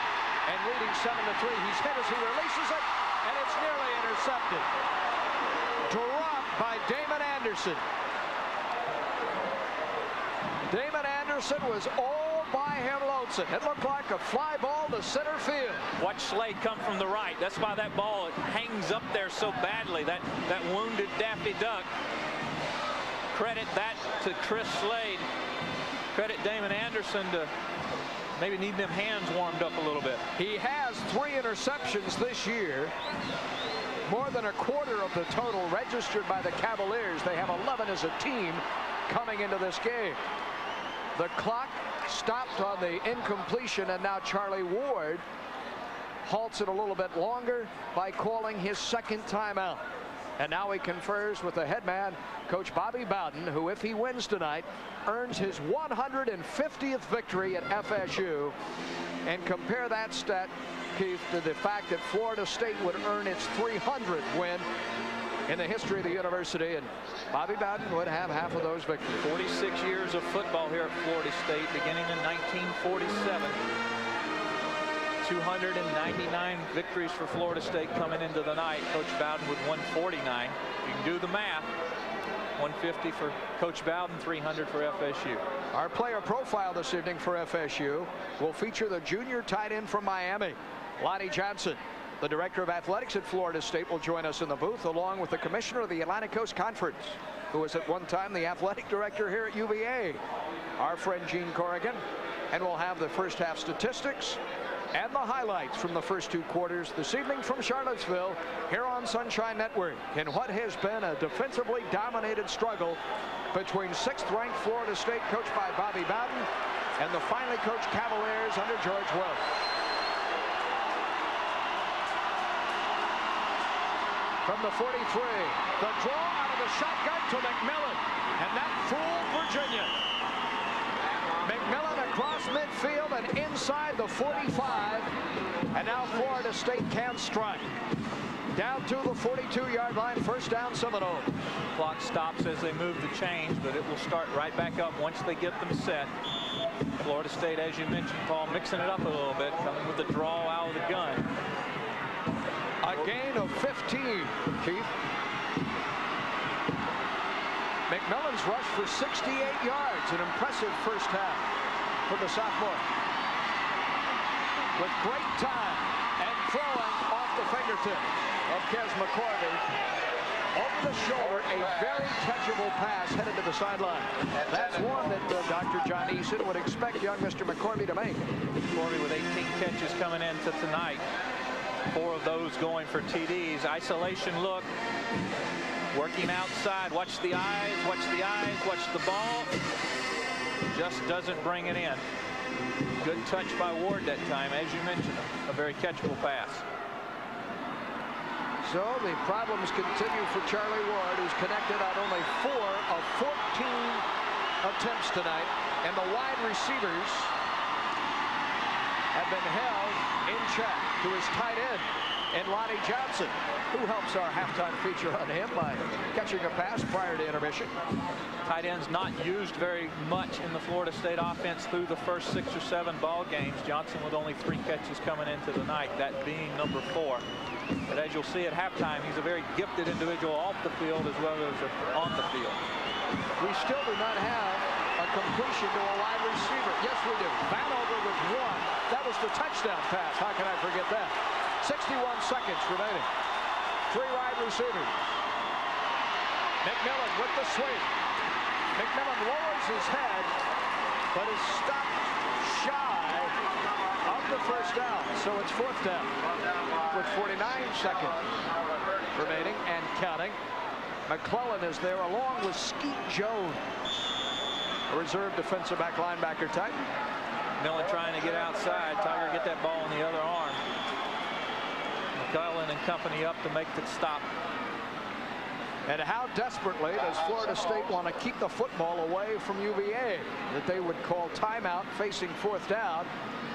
And while the Cavaliers might anticipate that Florida State would punt the football, Bobby Bowden's thinking, I want to pick up these 3 yards, perhaps get a field goal out of this and balance the scales with my field goal kicker missed twice inside 40 yards earlier in this game. To see Coach Welsh looking on. This is an interesting call for Coach Bowden and the staff on the 35-yard line. Typically, you try to convert for the first down or try to get the ball a little bit more to the center of the field with only 35 seconds to go. But with Mallory's troubles, don't be surprised if Florida State doesn't try to take it deep on this 4th down play in order to score, or do something quick, get it out of bounds, and then try 2 or 3 shots into the end zone, not even relying on the field goal attempt. Well, here's John Wimberly. After much discussion in the timeout, Florida State is elected in a defensive game, and you can't blame them, to play field position. Either that or they're going to go up there and hold for the count and hope that Virginia jumps offside. Wimberly. It takes a Florida State bounce, comes all the way out near the 15, is down at the 14-yard line by the Seminoles center, and Andy Crow, the man who snapped the ball. The Noles had it well covered, and then it hopped past the first wave of Noles, a 21-yard net punt with just 23 seconds remaining.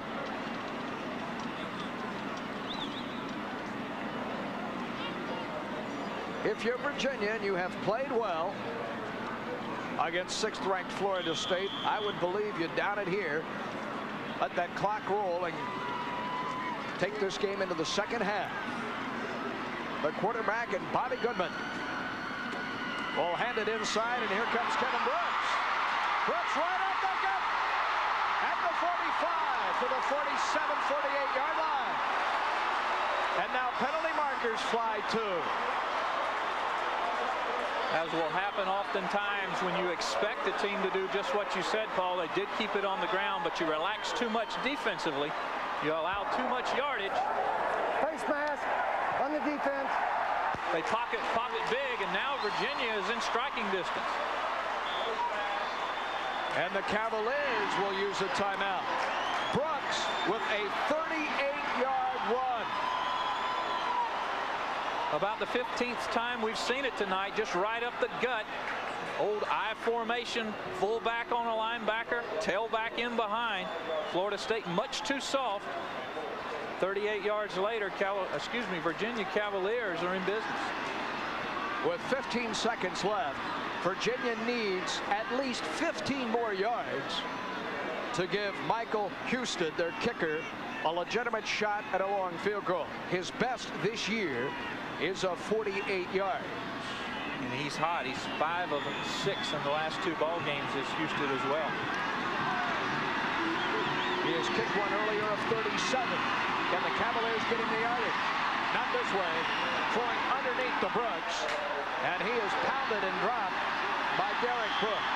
With 4 seconds remaining, Virginia will use its third and final timeout. George Welsh is protesting to the referee. As you see him there vehemently saying we were trying to call for the fair catch. Or pardon me, calling for the timeout. Sidelines calling for the timeout. The players on the field not singling, and a good, I don't know, Paul, 5 or 6 seconds elapsed on the clock. That's what Welsh is upset about. His offensive coordinator, the gentleman you see his hat in the lower right portion of your screen, Tom O'Brien, who played for George Welsh at the Naval Academy, went into the Marine Corps, and then into college coaching. An excellent assistant coach, UVA's offensive coordinator, and Tom O'Brien. And let's see what he calls with 4 seconds remaining prior to intermission. And it's number 4 in Goodman who takes off. To the 32, and that will do it. On Halloween night, Virginia putting a scare into Florida State. This is still anybody's football game. 7-3. Bobby Bowden Seminoles playing on the road, trying to win one that would clinch the Atlantic Coast Conference crown. And we will have more from Charlottesville on Sunshine Network. Tire Kingdom, the tires you need, the fastest service, satisfaction guaranteed, absolute lowest prices, you get more for less, so try Tire Kingdom the best. Hello, Gov. Hello.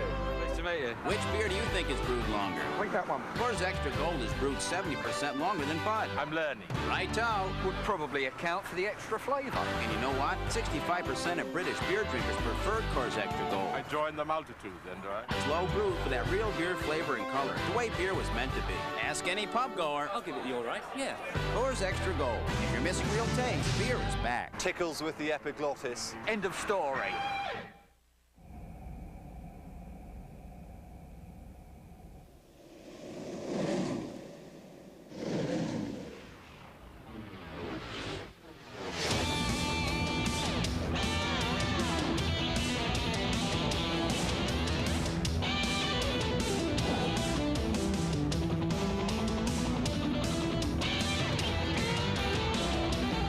Life's an adventure.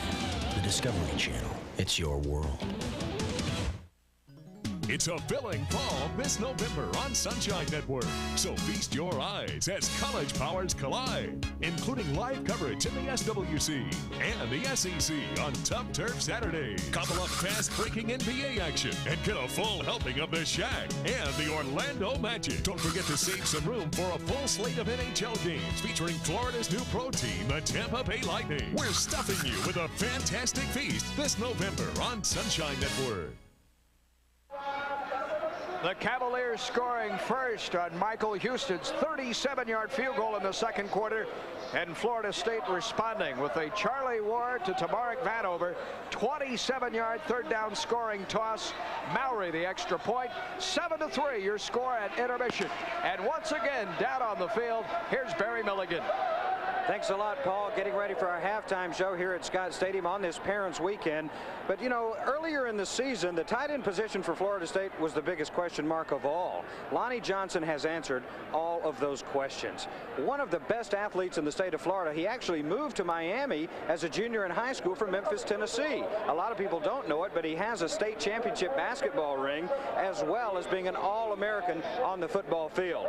But as we're about to find out from our own Scott Atwell, there's a lot more to Lonnie Johnson than athletics. Football. It is a game of sign language, from coaches to players. But tight end Lonnie Johnson doesn't use sign language to call plays. He uses it to speak words, a skill he learned as a youngster, growing up with a sister who is deaf. My mom started me out. She wanted us all to know at least a little sign language so we would be able to understand our sister when she talks, spoke to us and be able to say something back. It's not good to have a sister or brother and not be able to communicate with them. As a football player, Johnson's hands are very important. You never know when Charlie Ward may fire a game-winning pass your way. But to John Burns, the hands of number 85 are special for a more important reason.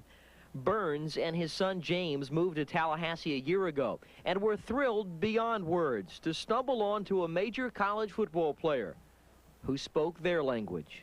The guy said that he was deaf, and so Lonnie comes up here. So now they're friends, they're like buddies. He tells me all the time how much he loves me, and I love you, and his kids, we're real close, and it is a lot of fun. Like a major college offensive scheme, sign language is not an easy thing to pick up. This has to be unique. How do you spell that? U-N-I-Q-U-E. Johnson says he's taking a refresher course to better communicate with his sister, and he's not ruling out the possibility of tutoring some of his teammates. I was thinking at one point, what if, we could teach the coaching staff sign language, and if they knew it, they could talk to us in sign language and perhaps, make things a whole lot easier, tell us a few things without the other team finding out. It's ironic that Lonnie Johnson understands the silent world because this season he has become the silent Seminole. This new one-back offense has reduced the prominence of his tight end position in the passing pecking order. Through 7 games, Lonnie has only 3 receptions. A year ago, he hauled in 22, but he's not showing any signs of letting up. That's a sign Lonnie Johnson hasn't learned. In Tallahassee, I'm Scott Atwell for the Sunshine Network.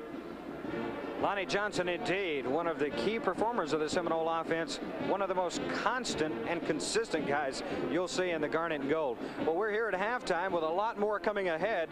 FSU Athletic Director Bob Goin is standing by up in the box. We hope to speak as well with ACC Commissioner Gene Corrigan. Plus, first half highlights when we return to a 7-3 game, FSU on top. You're watching college football on your local Prime affiliate.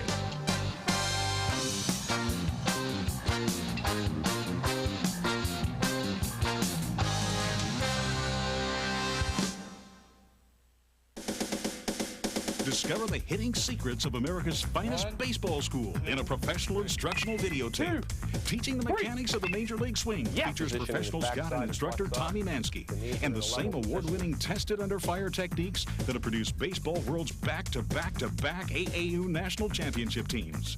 Coach Mansky's study and analysis of thousands of baseball's best professional swings has yielded a no less than revolutionary approach to consistent hitting. It's proven and you'll love its easy-to-understand step-by-step video training methods. Just ask Baltimore's Glenn Davis. This is a hitting video that gets results. Teaching the Mechanics of the Major League Swing benefits players of all ages and ability levels. A valuable addition to any coach's library, and it makes a great gift. Thousands have been sold at $39.95, but if you'll call now and use your credit card, you'll pay only $29.95. Call 1-800-652-2112 for Teaching the Mechanics of the Major League Swing, the tape that gets results. It really worked for me. The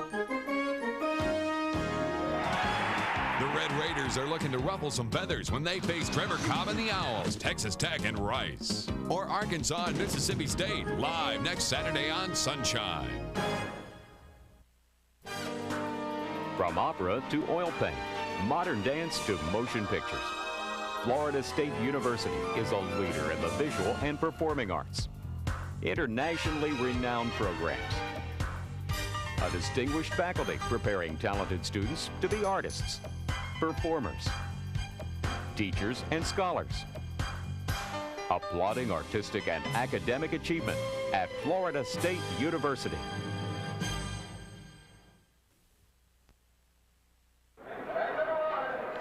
At halftime in Scott Stadium, the visiting Seminoles, gunning for their first ACC crown, lead the Cavaliers 7-3. And not only with the win tonight would Bobby Bowden earn his first conference championship, but it would be the first Atlantic Coast Conference title for Bob Goyne, the director of athletics at Florida State, and he joins us now.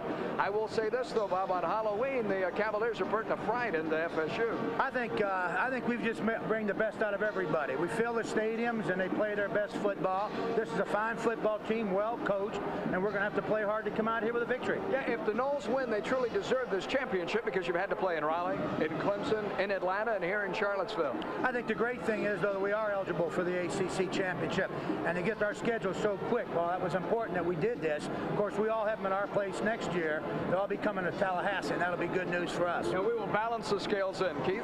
Bob, when you talk about the ACC title, you talk about almost a virtual lock in a New Year's Day bowl. That's exactly right. With that coalition, we're going to be guaranteed a slot in the sugar, the cotton, or the orange bowl, and that's very important. That makes the championship even more valuable. We're going to be visiting with the commissioner of the Atlantic Coast Conference, Gene Corrigan, here shortly. We would be remiss if we did not mention the fact that you were greatly disappointed that this game was not on ABC on national television earlier today, and you were very vehement in your protestations of the fact that this university and the University of Virginia failed to move the football game or elected not to.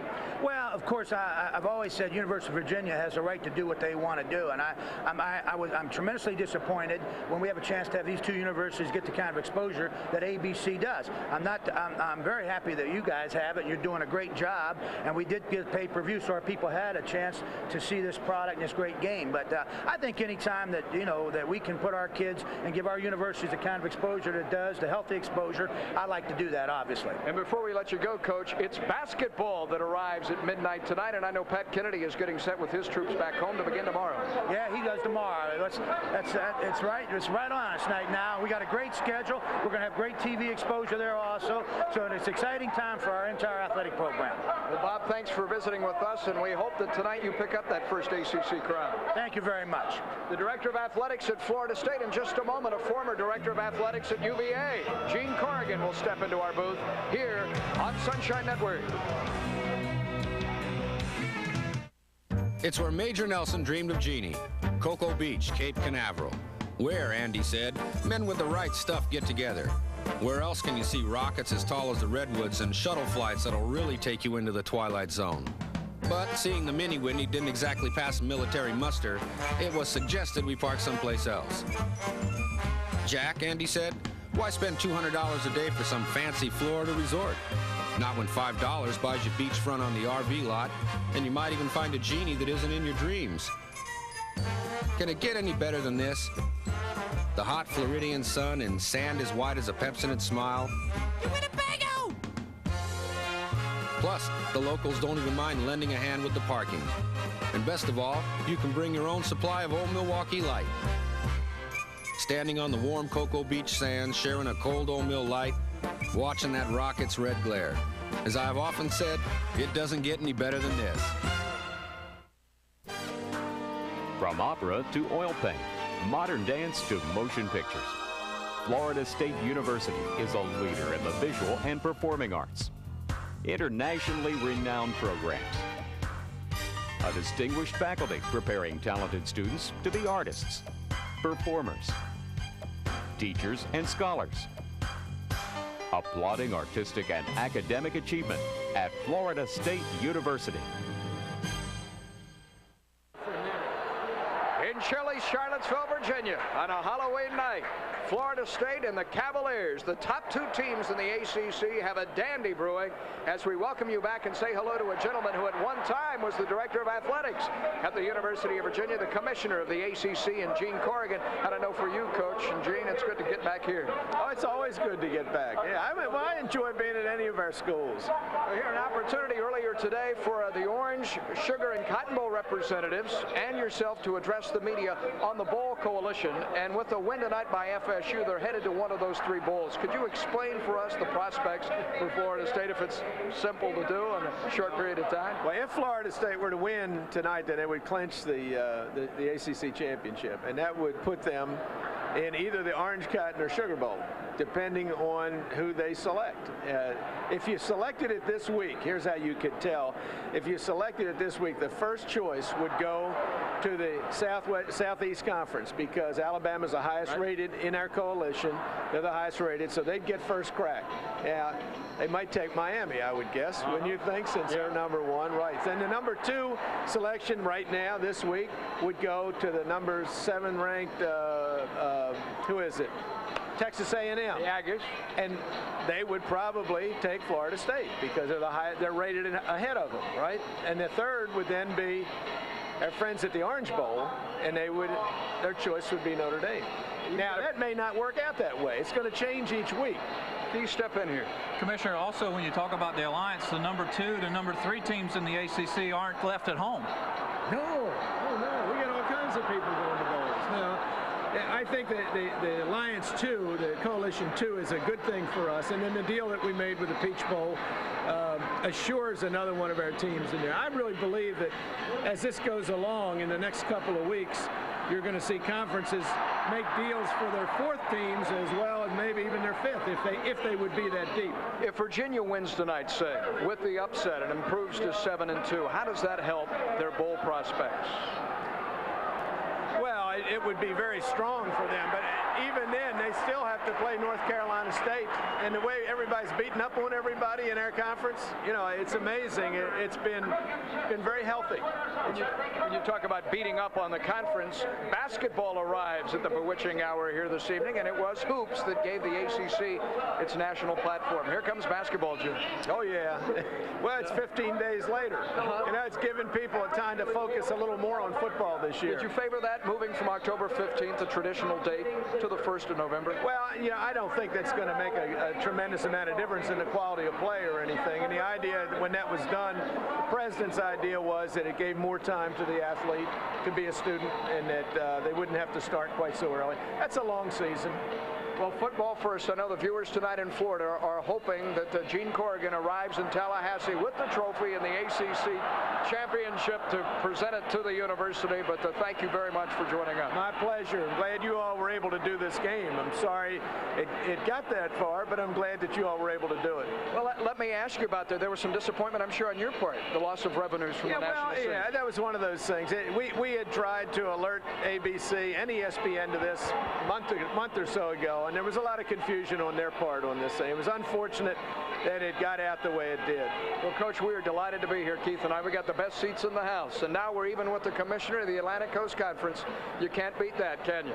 Right now, Florida State is trying to beat the homesteading Virginia Cavaliers, who are playing them strong. We're at intermission. We'll have highlights and stats from the first 2 quarters right after this.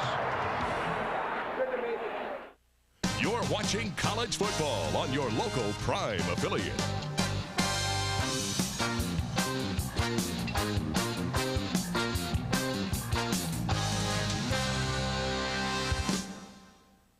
has money to burn, especially not today. Right after it was a year, the defroster thing went on it. The car was very good for the first 40 or 50,000 miles, and since then I've really had a lot of trouble. That's where Consumer Reports comes in. It can save you hundreds or thousands of dollars on stereo systems, microwave ovens, or minivans.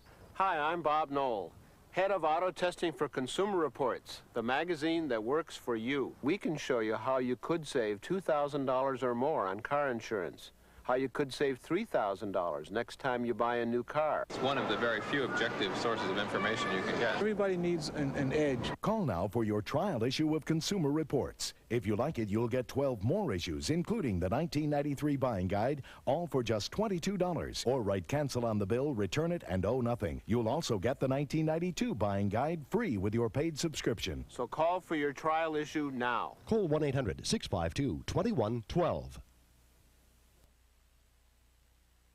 Where's my contact lens? Someone say contact. I got your contact right here. There it is. Rugby World, Monday at 6 on Sunshine Network. Oh, forget I asked. Our third quarter nears here in Charlottesville, Virginia. 45,000 fans await the return to the field of our two teams. And at the half, it's Florida State by a 7-3 margin. We'll have the highlights from the first two quarters and all the numbers when Keith Jones, Barry Milligan, and I return here. Don't tell me about a super sizzling sales operation. Don't play me a snappy jingle like that's a reason to buy a car. Tell me like a Subaru Legacy, it's well engineered, that they spent the time putting it together intelligently with a horizontally opposed engine and four-wheel disc brakes. Tell me there's never been a better time to buy. Now's the time to buy. Save thousands on a Legacy LS front-wheel drive sedan with anti-lock brakes, airbag, air conditioning, and power windows and locks. Tell me, I have the money. I want to know what to drive.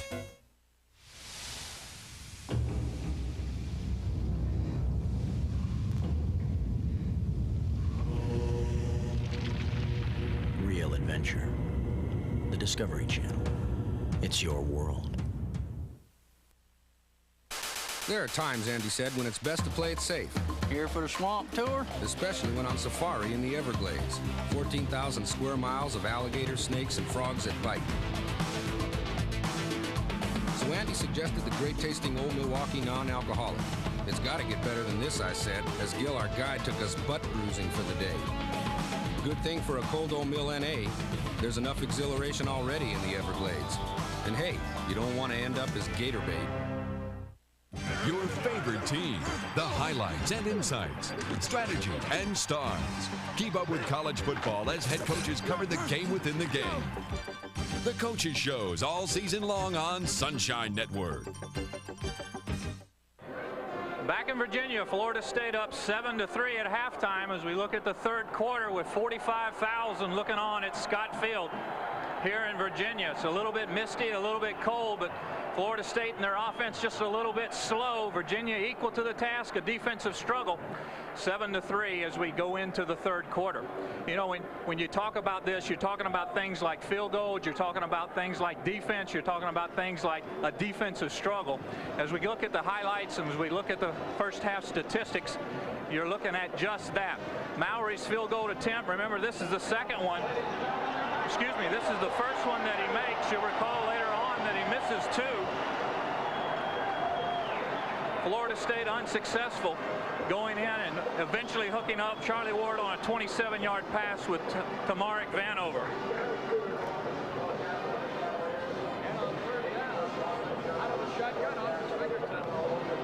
The ball's bobbled, Halloween all over again. Ward calmly picks it up.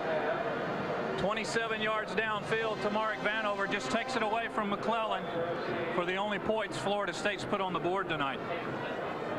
There's the athleticism that Dr. John Eason was talking about, just ripping the ball away from McClellan. And then our lone turnover of the first half went FSU's way.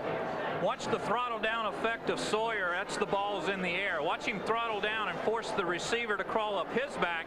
Sawyer able to position himself and come down with interception number 6 for the ACC leader. Now we thought that UVA would be content to run out the clock, and they probably were, but the young freshman in Kevin Brooks popped one, a big gainer here, and Virginia had a chance to score at the end of the first half. 38 yards, he moves downfield. This changes it. You're normally thinking about running out the clock. Virginia starts calling timeouts, has an opportunity to try to put points on the board at the end of the second quarter. Between Jared Washington and Brooks, UVA has a talented tandem. Terry Kirby has not played this evening with that broken shoulder blade and probably will not go here in chilly Charlottesville. A look at the numbers from the first two quarters and how they stack up like this. Florida State, it has struggled through the air, and the total offense, Keith, 177 for the Noles to 33 less for the Cavs. Well, as you say, that total yardage, the differential. Look at the turnovers, too. As we saw, just the one interception.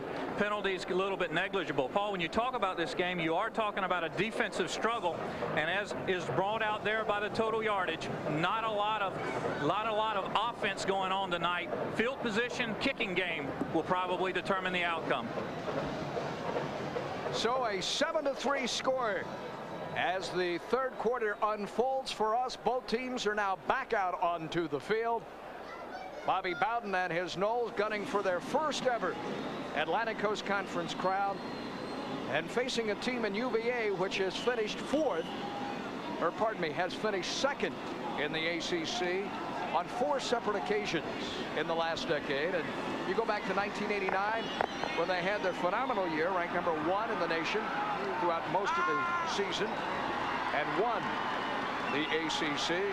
Here is always dangerous Virginia trying to derail the Noles. Tiger McMillan, solid in the first half when he rushed for 70 yards, set to return the kickoff. And it is Michael Houston, a gentleman who booted the 37-yard field goal for UVA's Lone Points. Tamarick Vanover, of course, who has popped 2 the distance for touchdowns this year, hoping that he gets his hands on the football. Well, who wins tonight? 30 minutes of football lies in store as we begin the second half. And Houston stumbles, taken by an up back and a loose ball on the field, and it's Florida State which falls on it. Chris Hall, a reserve defensive back, took the short kickoff from Houston, and then he lost the handle.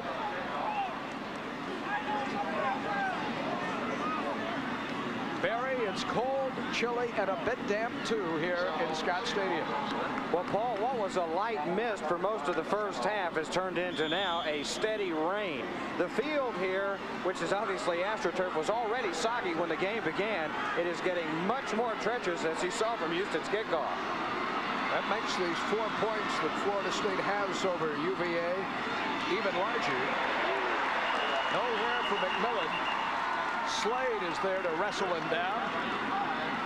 Chris Slade, solid in the first half. The Lombardi Trophy finalist. The award given to college football's outstanding lineman, and here is why Slade may win it this year. Watching play off the block of Robert Stevenson. McMillan tries to work outside, but Slade will not be denied. Keeps leverage, brings him down. William Floyd, who's had some big games in the first half, cradles it here in the second. Not much there either. Kenneth Miles, the senior left tackle, the 3-year letterman, hauls him down right at the line of scrimmage. Here's one of the things you'll always see with a George Welsh team, that being halftime adjustments. As you see the rain coming down, Miles stepping across on that fullback plunge, cutting off the lane that Floyd and Zach Crockett on a couple of runs enjoyed in the first half. A year ago, Florida State went to Louisville, and in Cardinal Stadium on a wet, damp night in adverse conditions, picked up a road victory on turf. They're trying to match that now in the second half here, as Ward is sacked back at the 25. Mike Frederick, the sophomore defensive end. A man the coaches call a log cutter. Just a rugged defensive end, drops Ward. Here you'll see what Charlie sees. He's going to come from the right, just working upfield. UVA's defense coming in with 28 sacks, adding 1 there. Wimberley with an all-out Cavalier rush, hits a nice one. And the fair catch is called for and made at the UVA 38-yard line by Keith Lyon. The junior with sure hands on a wet night gives the Cavaliers possession, and here comes that offense, which in the first 2 quarters of play picked up 118 yards on the ground, just 26 yards through the air. Way in Washington, and it is Washington taken down for a loss. Todd McIntosh with the stop and a loss of 4. The junior from Richardson, Texas, just whipped Tim Samick, the center. Samick, along with Cunningham and David Ware, the seniors on the right side of the Virginia offensive line. That time McIntosh gets the better of his battle with Samick. Second down and long. Goodman on the option, keeps the football at midfield and out of bounds. And a flag goes down. And a shoving match with Joe Avon. Or rather, Florida State's Tommy Henry. Henry continued to pursue the quarterback Goodman after he crossed the sideline. And the flag was immediate.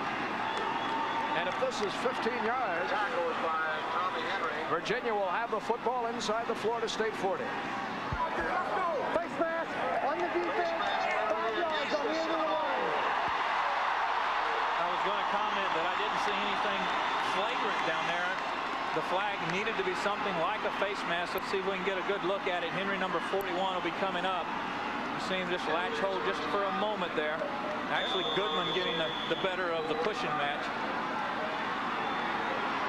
There was no flag for that, but rather tugging on the face mask. 1st and 10 at the 45. Down 7-3. Washington to the short side. Tough to run that way, Keith. What would be the thinking? Just 3-4 yards? The short side? You work the short side because typically there'll be one less defensive man. Typically the defense will line their extra, their 11th man, if you will, to the field, and you can usually get matchups where you have an equal number of offensive players versus an equal number of defensive players. That's why a lot of times you'll see the option run to the short side of the field, because you can usually spring either your quarterback or your tailback. That time they're staying with the isolation sprint draw action. Washington with 37 yards. Rushing the football this evening for Virginia.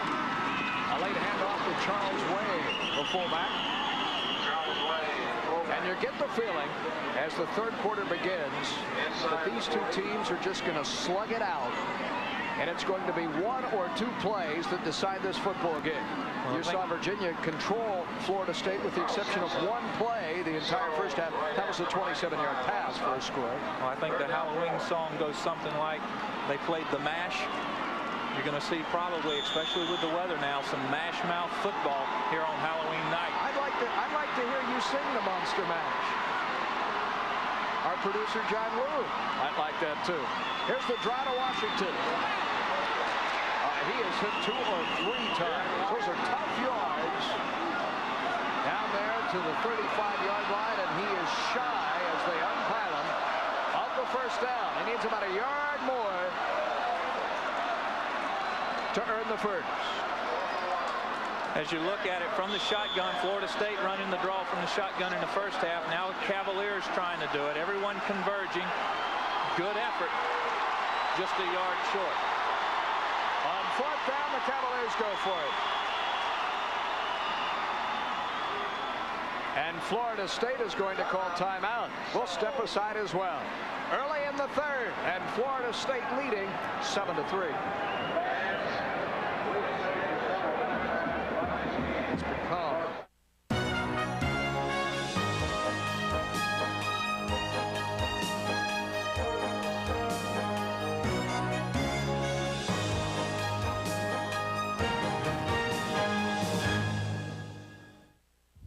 watch out! Oh, no! Uh-oh! Are nicks and scratches destroying your car's finish? Introducing Color Smart, the color-coordinated polish that makes nicks and scratches disappear. Look, to shine your shoes, you choose matching color polish. Color Smart works the same way. Just choose the color that matches your car. Not a car key. Use Color Smart White and those scratches disappear. Color Smart brings back any car's shine. Amazing. Don't spend hundreds on a new paint job. Now you can order Color Smart, the intelligent car polish, for only $19.95. Order now and we'll double the size of your bottle. An incredible 16 ounces. But wait, call within the next 10 minutes and we'll also include this triple bonus. Restore It, Clear Glass, and New Car Scent. A $20 value free. Order your Color Smart today. Have your credit card ready and call 1-800-652-2112 or send check or money order to the address on your screen. For faster delivery, call 1-800-652-2112. ACC football means action. All out, all day, head-on action. It's the best from the Atlantic Coast Conference. Turn up the intensity. ACC football. Duke and Georgia Tech, Sunday at 2 on Sunshine Network. Bobby Bowden's defense calling timeout. Mickey Andrews, the defensive coordinator, calling over linebacker Ken Alexander, the junior signal caller, to set the defense. Virginia, in this low-scoring affair between two teams that normally produce a lot of points, needs 3 feet to hold on to the football.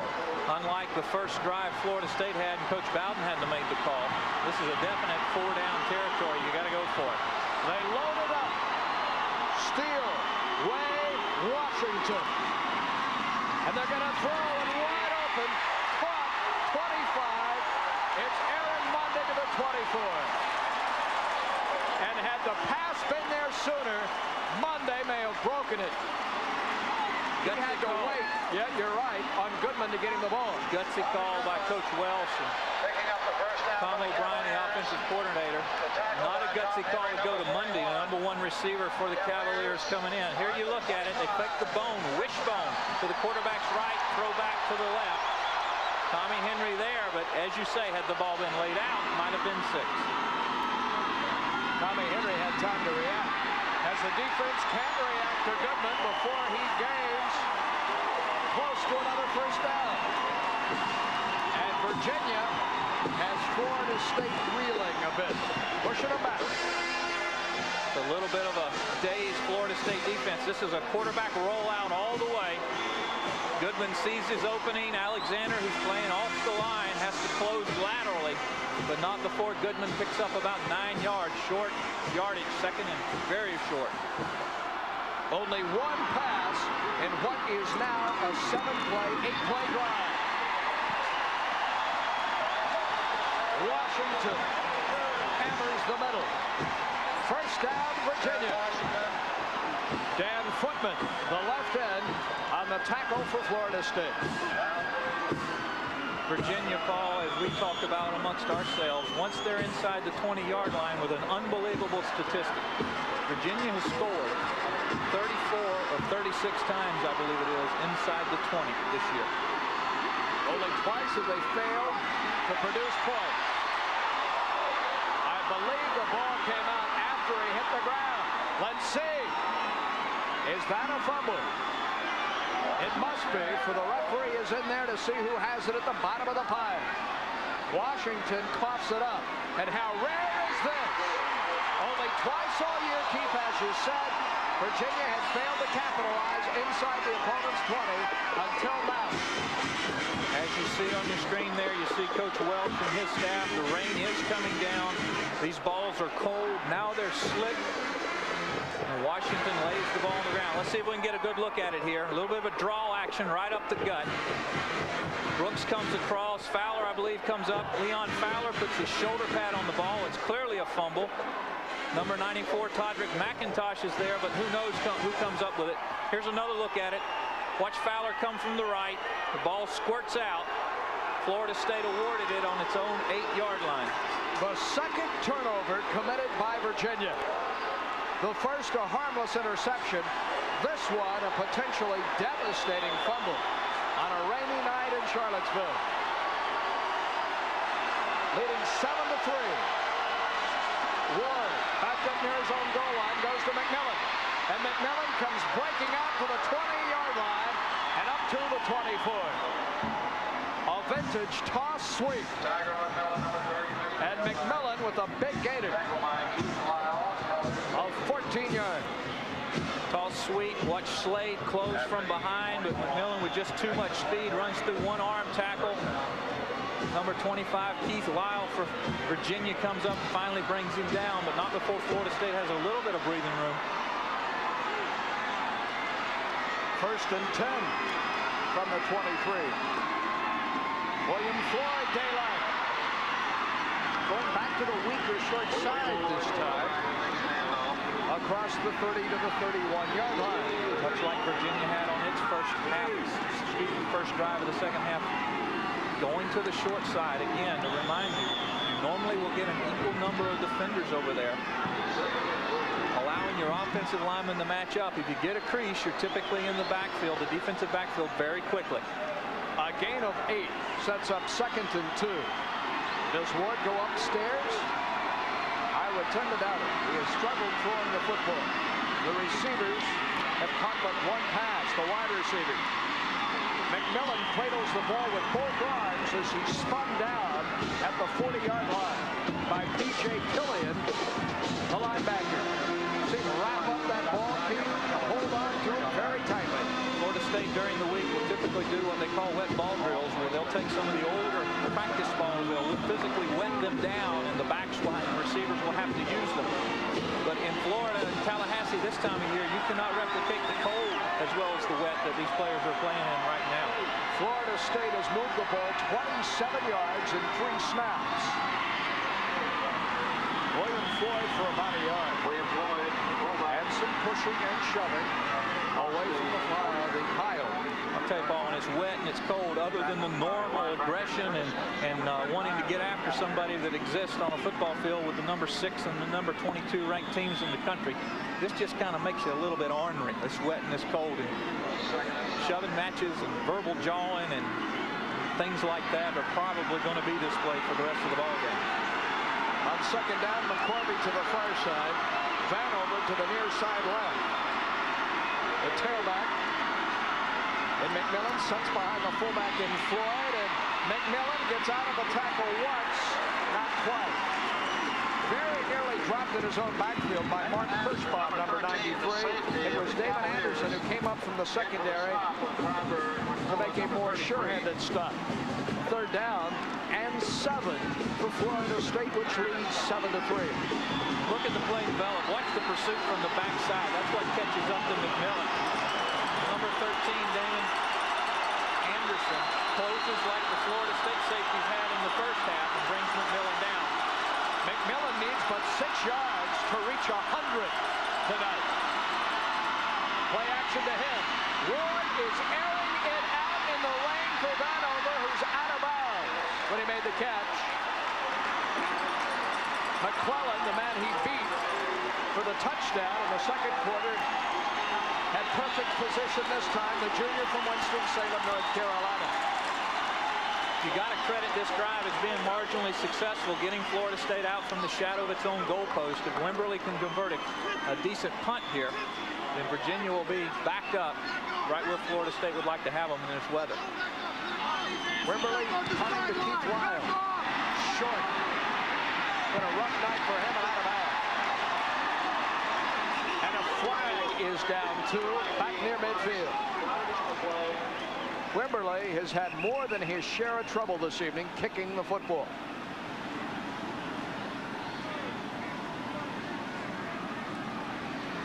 Our referee in Joseph Ryder.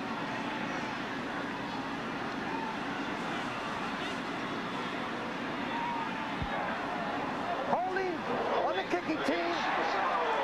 No.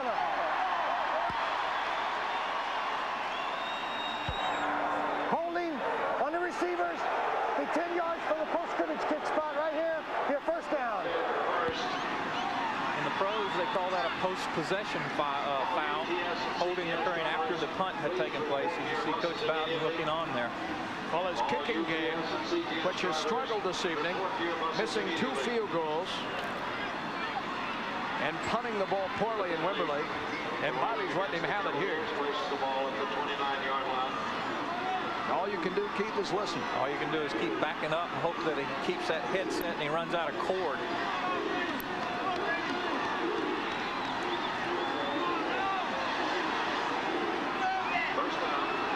The kicking game has certainly struggled. The 10-yard march-off has the Cavaliers opening shot at their own 29. And here is Washington. We sit about 90 minutes due southwest from Washington, D.C., we're reminded, and about the same distance from Richmond, Virginia. Takes just under an hour and a half from either of those two metropolitan locations to come to Mr. Jefferson's University.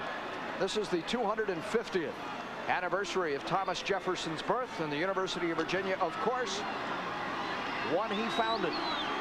Monticello, not too far from here.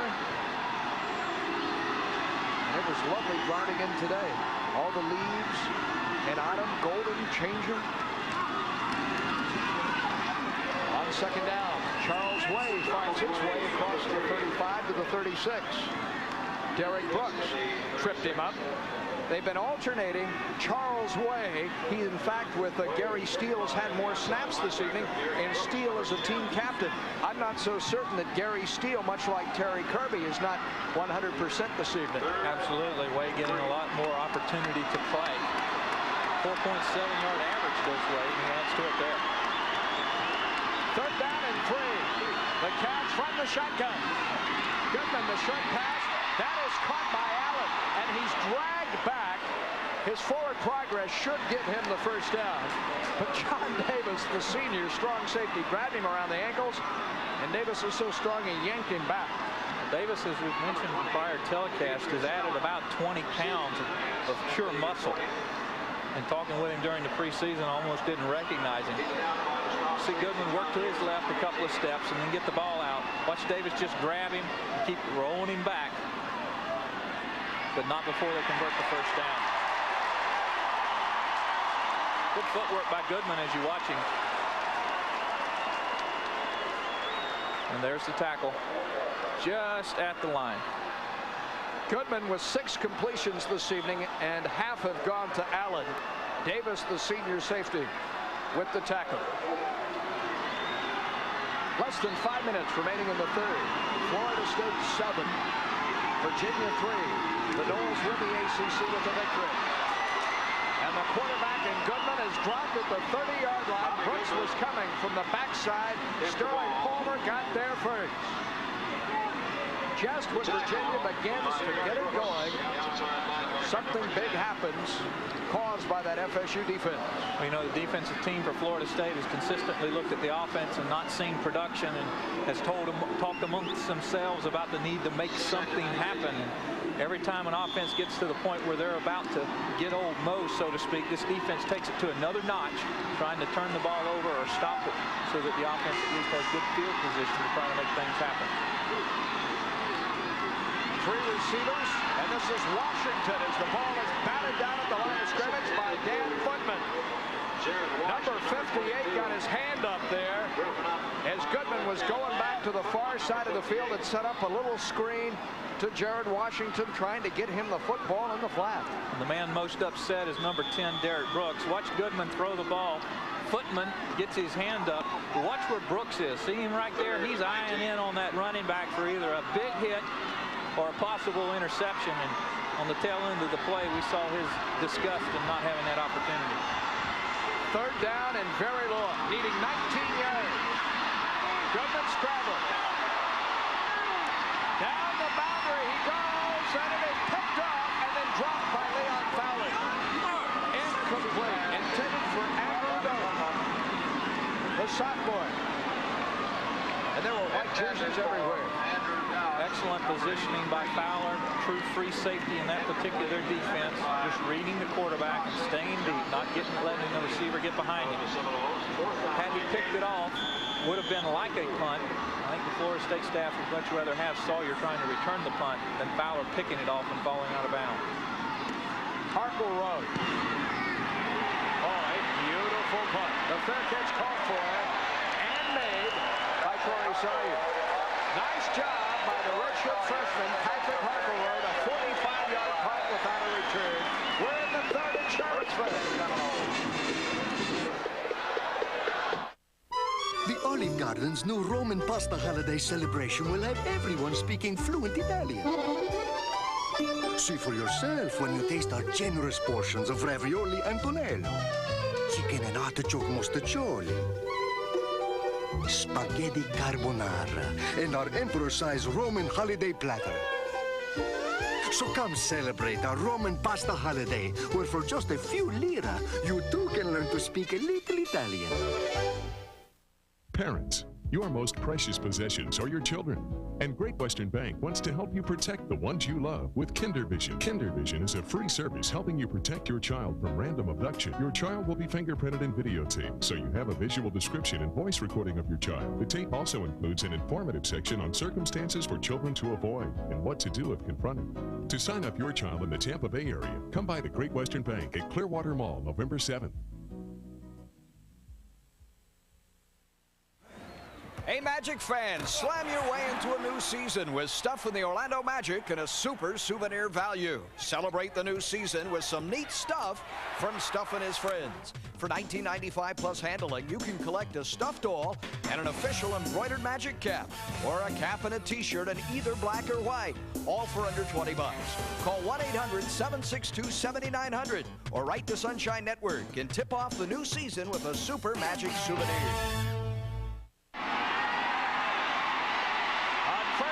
Charlie Ward goes deep down the center of the field, and it is incomplete. Intended for Kez McCarvey, and Florida State wants pass interference. Bobby Bowden came sprinting up the far sideline and is arguing with an official. He thought that Damon Anderson had contacted his receiver in McCarvey prior to the arrival of the football. Ward did not throw that pass when he wanted to, Paul. Had he thrown it just a little bit earlier, would have had much different results potentially. You see Bowden conferring with the official there. Bowden's lips. Did you see that? The official. 2nd and 10. Tiger McMillan now over 100 yards rushing this evening. Substituting for Sean Jackson, he has come up big tonight for Florida State. Damon Anderson, along with Greg McClellan, teamed on the tackle, but not before Tiger romps for a dozen yards. 106 yards rushing now. More than a third of his regular season total in one night for the sophomore from Kissimmee. 314 yards on the ground coming into the night. First down, Ward over the middle, and Johnson cannot hang on to the ball, could not climb the ladder to get there. Charlie Ward misfiring again. He has now missed his last 3 in a row, 0 for 3 in this half. And if you go back to the last half, he's just 1 for his last 7. But it's not the 4th quarter yet. No. I was talking to Brad Scott about that. I said, Coach Scott, why is he so more effective in the 4th quarter than the previous 3? He said, Paul, if we knew that, we'd all be geniuses. We'd bottle it. I don't know why. Deep down the boundary from McCarvey again.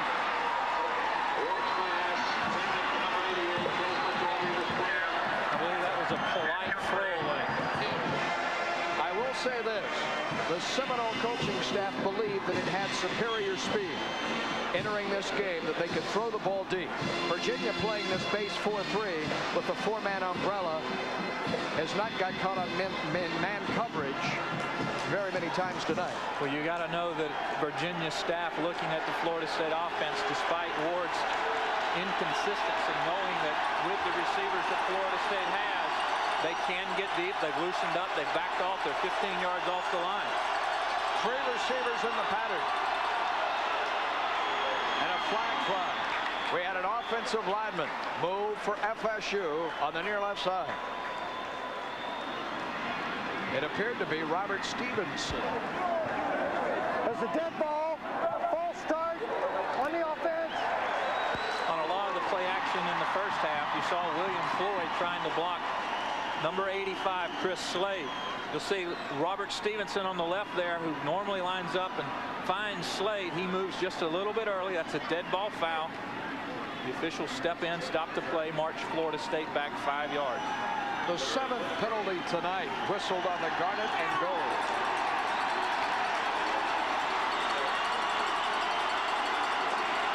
Third and 15 from the 32. Ward zips. This one is caught by McCormick, who stays on his feet and earns the first down. First down, FSU. That's only the 2nd reception by a Florida wide receiver, a Florida State wide receiver in this game. We'll get a good look at it from the end zone. McCormick going to run a square in, old square in pattern. Next to Matt Fryer, about as good as Florida State's got about going over the middle. Not shy about it at all. Watch the ball come right at you. Not a very tight spiral, but Ward did a good job of delivering that ball. And with that extra leap there, McCormick converts the first down. On first down, McMillan will lose yardage. P.J. Killian, the linebacker, along with fellow linebacker, that man Randy Neal. On the step. Did you notice in the previous play that it was Clay Shiver, the redshirt freshman, number 53, and not Robbie Baker, number 51, snapping the football? Baker started the game, but the coaching staff, with Shiver seeing more work, believes he is a better shotgun snapper. And here again, he's going to work from the shotgun. Ward in the flat, open is McMillan. Stumbling forward, a missed tackle enables Florida State to pick up the first down. It was McClellan that missed McMillan in the open field, and Neal and Tom Burns had to come over, 2 linebackers, to make the tackle. McMillan doing an excellent job. When he catches this ball, he's 6 or 8 yards short of the first down. Excellent move there on McClellan. Allows McMillan to move upfield just past the first down mark. Ward is hitting out 2 in a row through the air. Just as I say that, it's incomplete. What is that, the 4th dropped pass by McMillan, although it is damp out here. Florida State now going with the no-huddle offense. Something that they ran very, very successfully against Georgia Tech 2 weeks ago in the waning moments of the ball game. On 2nd and 10, this is the 9th play of this drive. Inside handoff to the fullback in William Floyd. And he hustles his way down to the 31-yard line. A lot of folks, Paul, wonder why Florida State runs this no-huddle, why the pros started it. It's not for the use of time.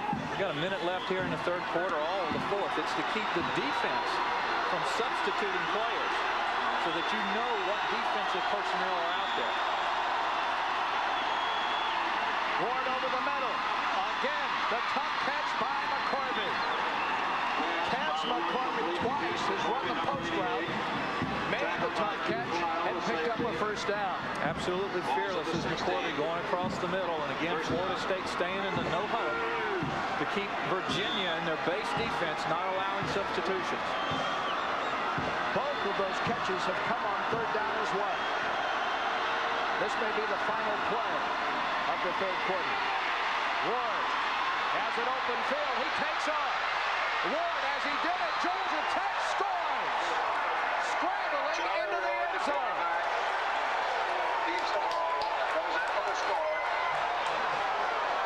Florida State marches 75 yards. Quarterback by Charlie Ward. And as the 4th quarter neared, Ward returned to his familiar 4th quarter heroics. Florida State going to the shotgun early. When I say early, not reserving it for the 4th quarter. And maybe Florida State staff and Florida State fans seeing the offense that Charlie Ward does operate best in. A 16-yard scamper, the PAT by Dan Mowry. And it's 14-3, or rather he missed the extra point. He missed the extra point. He thought it was good.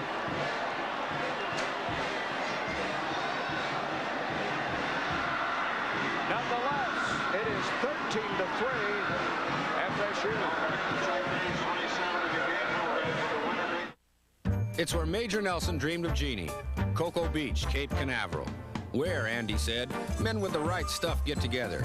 Where else can you see rockets as tall as the redwoods and shuttle flights that'll really take you into the twilight zone? But seeing the Mini Windy didn't exactly pass military muster, it was suggested we park someplace else. Jack, Andy said, why spend $200 a day for some fancy Florida resort? Not when $5 buys you beachfront on the RV lot, and you might even find a genie that isn't in your dreams. Can it get any better than this? The hot Floridian sun and sand as white as a Pepsodent smile. You Winnebago! Plus, the locals don't even mind lending a hand with the parking. And best of all, you can bring your own supply of Old Milwaukee Light. Standing on the warm Cocoa Beach sands, sharing a cold Old Mill Light, watching that rocket's red glare. As I've often said, it doesn't get any better than this. On Sunday nights, where can I eye a ton of Bears? In your face! Hey, Jim Kelly, Sunday nights, where do Bills really shine? In your face! ESPN Sunday Night NFL. Every week, it's where the best go face-to-face. In your face! In your face. When the moon comes out, ESPN is in your face. ESPN Sunday Night NFL. Hey, Magic fans, slam your way into a new season with stuff from the Orlando Magic and a super souvenir value. Celebrate the new season with some neat stuff from Stuff and His Friends. For $19.95 plus handling, you can collect a stuffed doll and an official embroidered Magic cap, or a cap and a t-shirt in either black or white, all for under $20. Call 1-800-762-7900 or write to Sunshine Network and tip off the new season with a super Magic souvenir. Florida State builds a 10-point lead over the University of Virginia with 27 seconds remaining here in the third. And it was a gutty third down reception on 3rd and 15 over the middle by Kes McCorvey that kept that 75-yard march alive. Ward firing twice to McCorvey on 3rd down, and he takes it, and number 17 does the final 16 yards himself for the touchdown.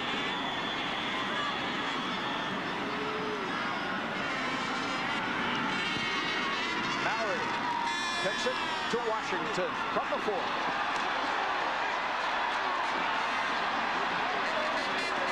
The stop by Todd Rayborn. Reserve linebacker. Kickoff received by Jared Washington, who gets it up to the 20. And at the 20-yard line, following a 15-yard return. 15.5 yards. Here's Virginia with 19 seconds remaining in the third quarter. And they really need to put something together now. Virginia going with their own version of the no-huddle, calling the play on the sidelines, coming right out and lining up. Goodman steps up, goes for the boundary. No. Looking for Aaron Monday, and as Virginia has taken, for the most part, Florida State's wide receivers out of this game, Monday has made only one catch tonight. That for 11 yards. He's been relatively quiet. A fellow who has led Virginia in receiving in 5 of 8 games this year. Their top target on the season in Monday, the junior from Hampton, Virginia. Here is Brooks. Kevin Brooks enjoyed an outstanding first half of play, and his gains have all been fairly big ones. He gained 6 there, has 59 yards rushing this evening as we head into the fourth quarter. We are 3 quarters through this one, and Florida State stands now just 15 minutes away from its first ever Atlantic Coast Conference Championship. Can the Noles do it? Stick around. Hey, Magic fans, slam your way into a new season with stuff from the Orlando Magic and a super souvenir value. Celebrate the new season with some neat stuff from Stuff and His Friends. For $19.95 plus handling, you can collect a stuffed doll and an official embroidered Magic cap, or a cap and a t-shirt in either black or white, all for under $20. Call 1-800-762-7900 or write to Sunshine Network and tip off the new season with a super Magic souvenir. It's a filling fall this November on Sunshine Network. So feast your eyes as college powers collide, including live coverage in the SWC and the SEC on Tough Turf Saturday. Couple up fast-breaking NBA action and get a full helping of the Shaq and the Orlando Magic. Don't forget to save some room for a full slate of NHL games featuring Florida's new pro team, the Tampa Bay Lightning. We're stuffing you with a fantastic feast this November on Sunshine Network.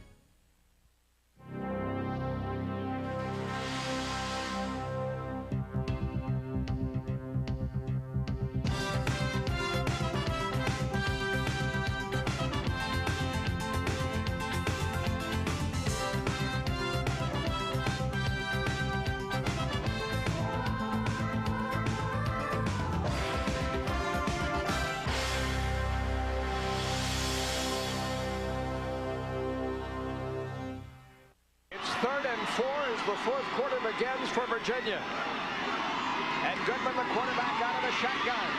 Floats it down the boundary, and it is intercepted. Picked off by Florida State. Clifton Abraham picks off the pass intended on the far sideline for Tyrone Davis. Intercepted by Clifton Abraham, the right quarterback. FSU's second interception of this game. Abraham all 5'9" of it going up against Tyrone Davis at 6'5". Again, much like we saw Sawyer in the first half, doing a good job of throttling down and maintaining position. First down for the Seminoles. I believe that's his first INT on the year. It is. Excellent position. Davis just pulls him outside, out, and he steps out of bounds. The inside handoff, Zach Crockett. For a dozen yards. Zach Crockett, a junior college transfer, number 32, takes over for William Floyd, and the first time he touches the ball this evening, it's a first down FSU. Let's check in with Barry. Paul, before the game, I talked to some Seminole coaches. They actually had a very intricate game plan designed for this ball game tonight. They haven't been able to go with a lot of the plays. What is working is the no huddle. It is a very fatigued Virginia defense on the field right now. They tried to rally themselves, but only had about 2 minutes on the clock to pull themselves back together. A Seminole score here might just take all the steam out of the UVA defense. Thanks, Barry.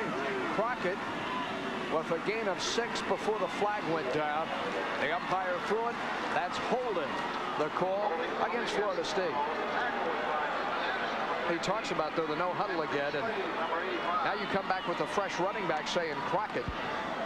And you holding on the offense, 10 yards, still first down. You have Virginia on the ropes. Well, again, to repeat ourselves, that's the purpose of the no huddle this early still in the ballgame, is to maintain that defensive personnel where they cannot substitute. You do two things. You know who's out there and what they're doing, and secondly, you do have a chance to wear them down. 3 receivers in the pattern for Ward on 1st and 19. Curious that he's throwing here, and a flag goes down as Felix Harris goes down. Face mask the call at the 36-yard line. Skeet Jones grabbed it. That might be the flagrant one. Yeah, personally, 15 yards. Felix Harris, the converted fullback, touches the ball for the first time, too. Absolutely. You'll see Harris bobble it, and then watch his head jerk all the way back around. That's the 15-yarder personal foul face mask. Ward sinking.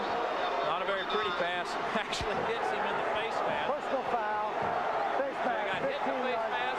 He got pulled down by the face mask. Jimmy Callaway's going to have to work on that helmet when he gets it back to Tallahassee. The Knowles equipment manager. 13-3. Bowden and company, the king of the road, set to win his 150th game at Florida State.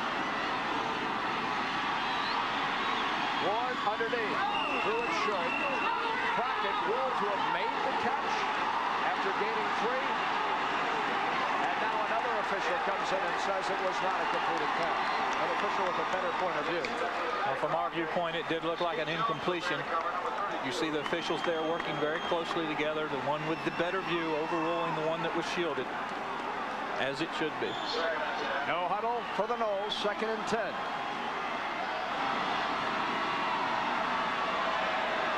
High snap. Inside handoff. Crockett.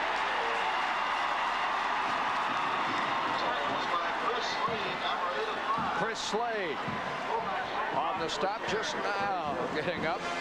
Awfully tired himself. He's played every snap tonight on defense. Slade taking an inside move on Juan Laureano. Took him right into that play. Clyde Allen in the backfield. Allen to the pattern now. Over the middle, it's Kez McCorvey, and he manages to hold on, carrying the ball on his hip. First down, FSU. As the combination of Ward to McCorvey is proving to be the difference in this football game. In the first half, it was the one pass Ward to Vanover, to Mark Vanover. Now, for the 3rd time, I believe, in this half, Ward hooking up with McCorvey.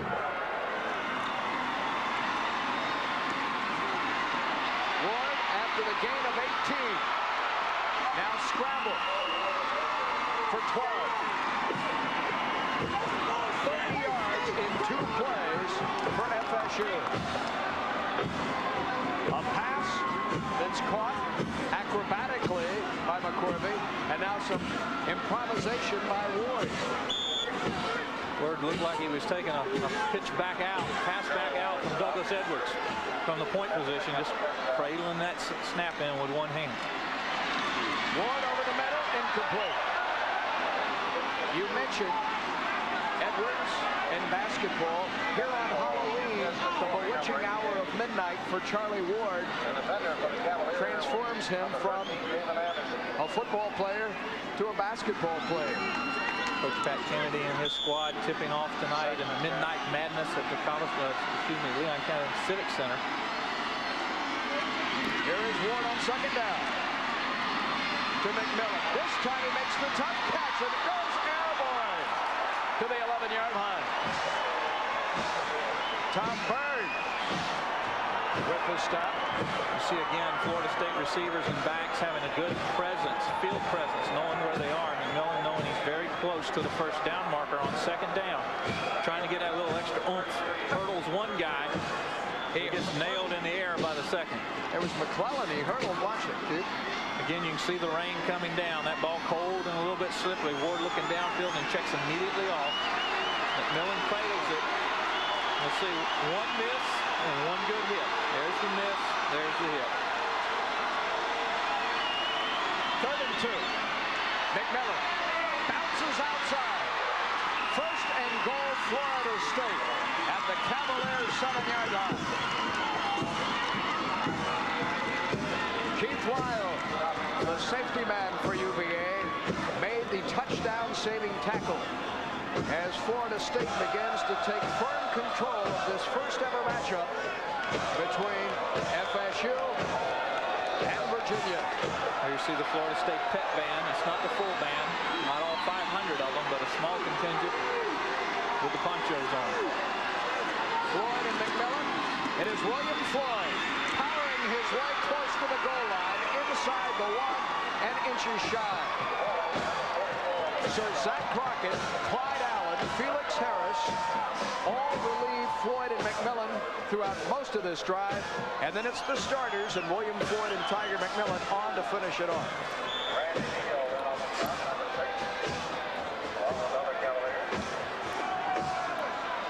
Vanover to the far side. McCorvey to the near side. Again, that Floyd-McMillan stack. Loose ball. Fumble. And Virginia at the bottom of the pile appeared to recover the ball they have.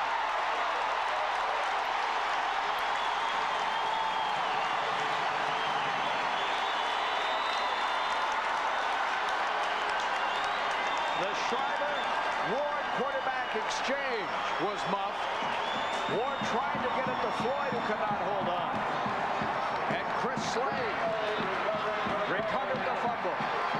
Here's the difference, Paul. That's not Shiver in there. That's 51 Robbie Baker.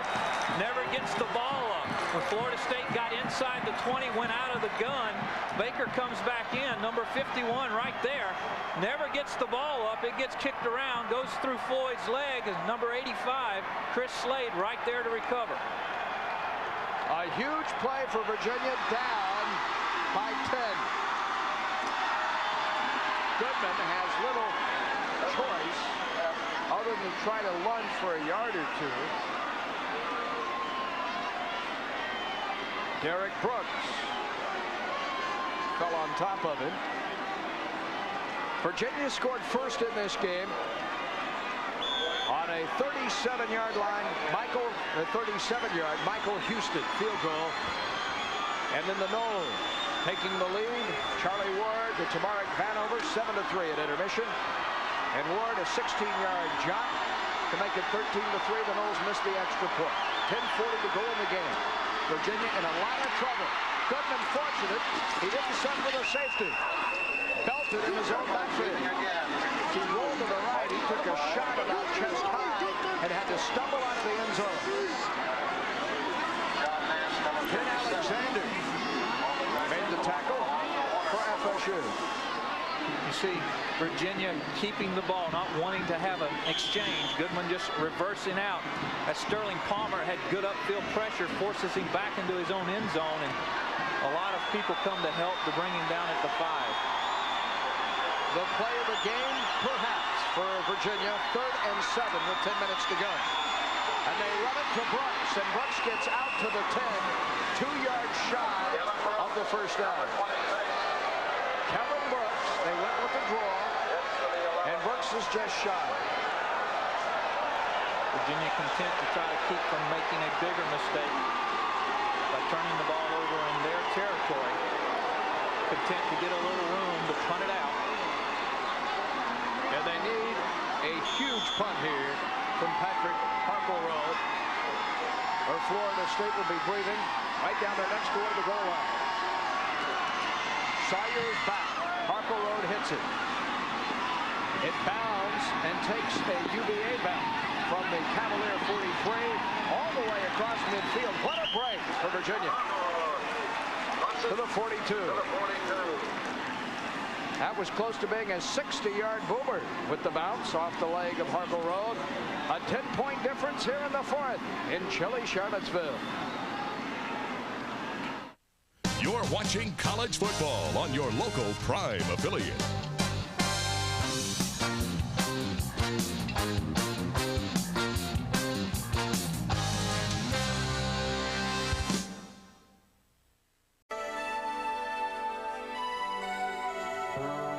Spence, wake up, Spence.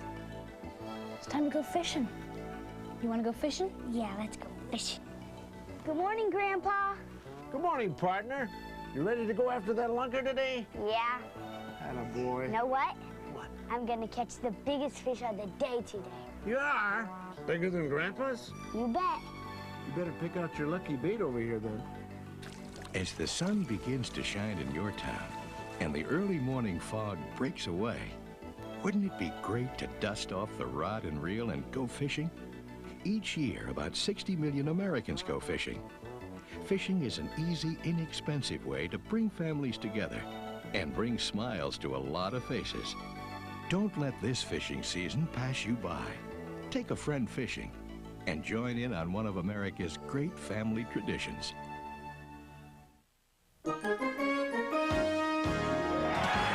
The Red Raiders are looking to ruffle some feathers when they face Trevor Cobb and the Owls, Texas Tech and Rice. Or Arkansas and Mississippi State, live next Saturday on Sunshine.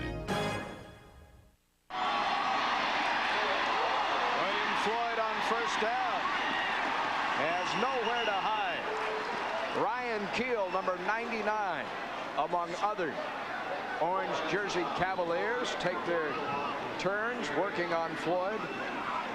William Floyd this evening has carried the football 11 times and gained a total of 69 yards. came into this game having rushed for only 89 all year long. 28 carries, 89 yards coming into the night.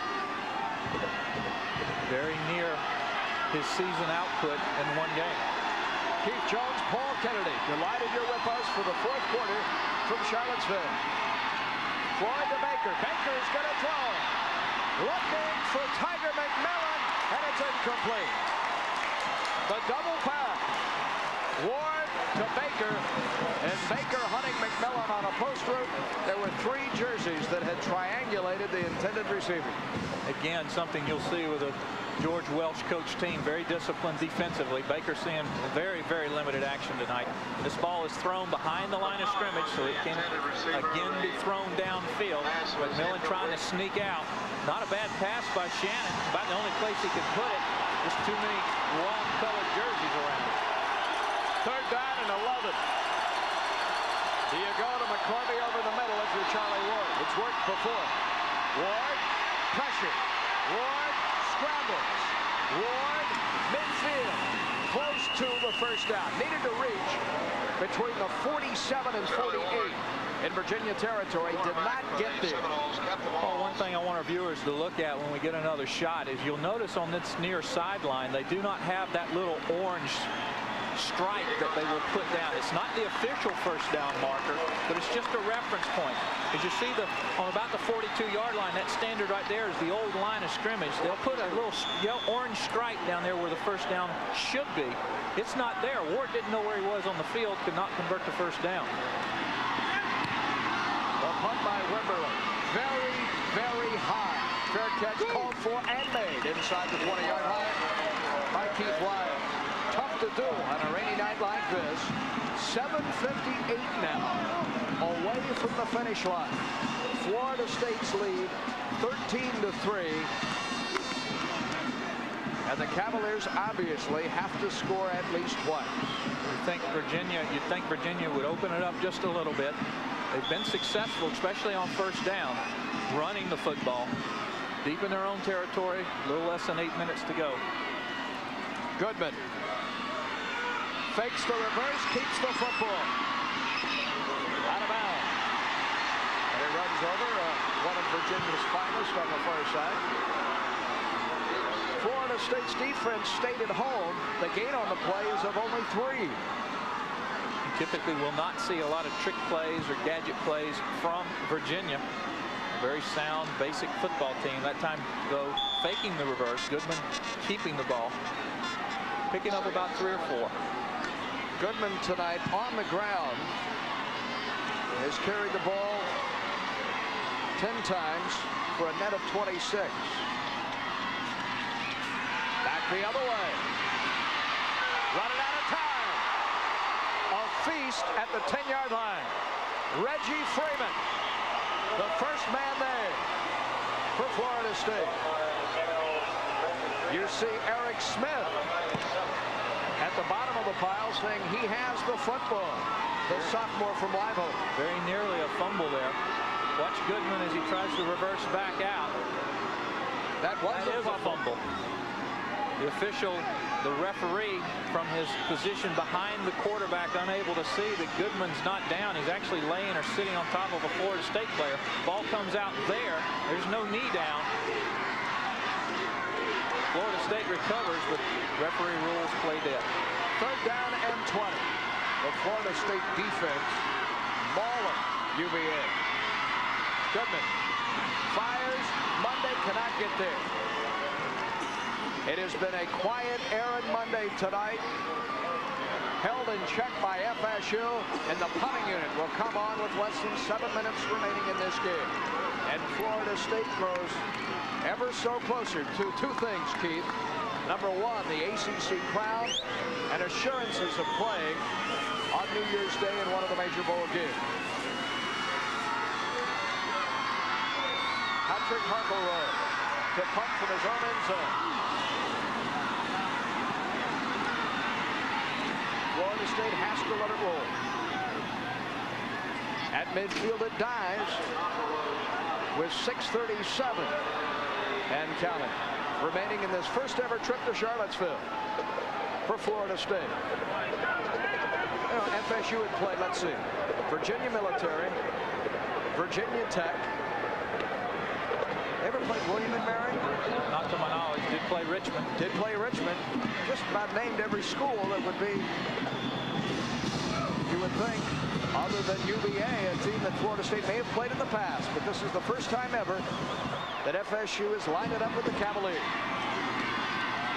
The second man through, and McMillan continues to work well tonight for FSU. He's put in a great day at the office for the Seminoles. Across midfield and down to the Cavalier 46, and we have a shaken Virginia defender. Randy Neal, the linebacker, sophomore, number 2 tackler on this squad. It's been a long evening for this Virginia defense. Florida State playing their own version of mash mouth football here on Halloween night. A timeout will take it as well. 13-3 in Charlottesville. Hey, Magic fans, slam your way into a new season with stuff from the Orlando Magic and a super souvenir value. Celebrate the new season with some neat stuff from Stuff and His Friends. For $19.95 plus handling, you can collect a stuffed doll and an official embroidered Magic cap, or a cap and a t-shirt in either black or white, all for under $20. Call 1-800-762-7900 or write to Sunshine Network and tip off the new season with a super Magic souvenir. Hi, I'm Joe Torre. My professional life is baseball. My home life is my wife and daughter. Because of them, I'm helping to fight a terrible disease called lupus that threatens mostly women. Lupus strikes over 50,000 women a year. It destroys their immune system so that the body attacks itself organ by organ. Lupus can start as early as 14 years of age and throughout the childbearing years. Early diagnosis of its symptoms is important. Send for our free booklet, 11 Quiet Alarms, that describes these symptoms. Help support the Lupus Research Institute to find a cure and protect your family against lupus. Write the Lupus Research Institute, P.O. Box 838. That's P.O. Box 838, South Norwalk, Connecticut, 06854. Or call 1-800-82-LUPUS. That's 1-800-82-LUPUS. 1-800-82-LUPUS. Call now. William Floyd, his second effort. Inside the 45 to the 43. Hicks and Killian inside, team on the tackle. It's a weary Cavalier defensive unit out there right now, Paul. Some of the crowd is a little restless. You see the clock ticking down. Florida State ranked 6th in the nation when this day began, will improve to 7-1 on the season, 7-0 in the ACC. They hold on to win. Virginia would slip to 6-3, 4-3 in the Atlantic Coast Conference. Still a little time left, however. 3rd and 3 here to number 33. Tiger McMillan, a flag goes down, so late. He appeared to have the first down barely. He's rolled out of bounds on the near side at the 40-yard line. But a flag flew. Could have a hold. Clipping on the offense. That's worse.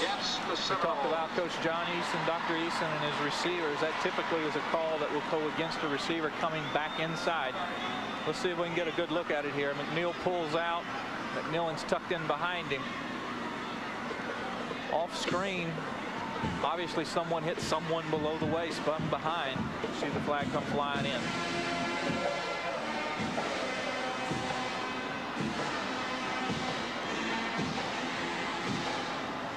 Coach Bowden happy he's ahead by 10. Disappointed in the call.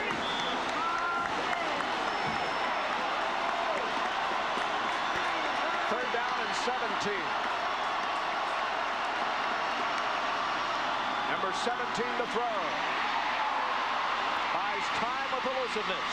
Still on his feet in midfield. Charlie Ward, first down. Did he? Yes, he made it at the 40-yard line. Number 17 races 18 yards. First down, Florida State. And why does that surprise us? It's the fourth quarter. It's like a switch goes on. It's like Charlie knows that there's a limited amount of time for him to continue doing this thing which he has fun doing. Watch him skate here. Watch a couple of Cavalier people miss him, and he just eases right on through right there to grab the first down. He may have stepped out a yard shy of that first down. I get another look at it. It appeared that his right foot may have come across the chalk. He'll call timeout with 5:08 remaining here in the fourth at the Cavalier 40-yard line. Perhaps the officials get caught up in enjoying his athleticism too. 13-3 FSU. For Bobby Bowden, his first Atlantic Coast Conference championship. You played for him, Keith. The first conference title of any kind for one of college football's all-time greats. Well, the neat thing of it, and we'll develop this as we got 5 minutes and 8 seconds going, is that Florida State's assured of that New Year's Day Bowl, which is the goal of the Florida State team as they enter every season. Florida State up by 10 here in Charlottesville.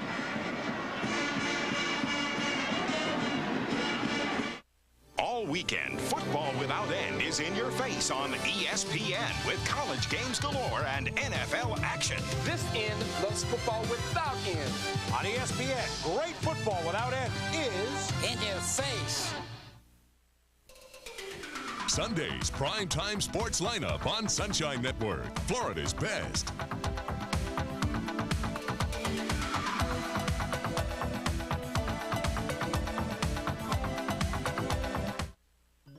It's a filling fall this November on Sunshine Network. So feast your eyes as college powers collide, including live coverage in the SWC and the SEC on Tough Turf Saturday. Couple up fast-breaking NBA action and get a full helping of the Shaq and the Orlando Magic. Don't forget to save some room for a full slate of NHL games featuring Florida's new pro team, the Tampa Bay Lightning. We're stuffing you with a fantastic feast this November on Sunshine Network. First and 10 here in the fourth at the UVA 40-yard line. And William Floyd lowers his head for about 6 yards. Floyd closing in on his season total here in one game. See what he has now.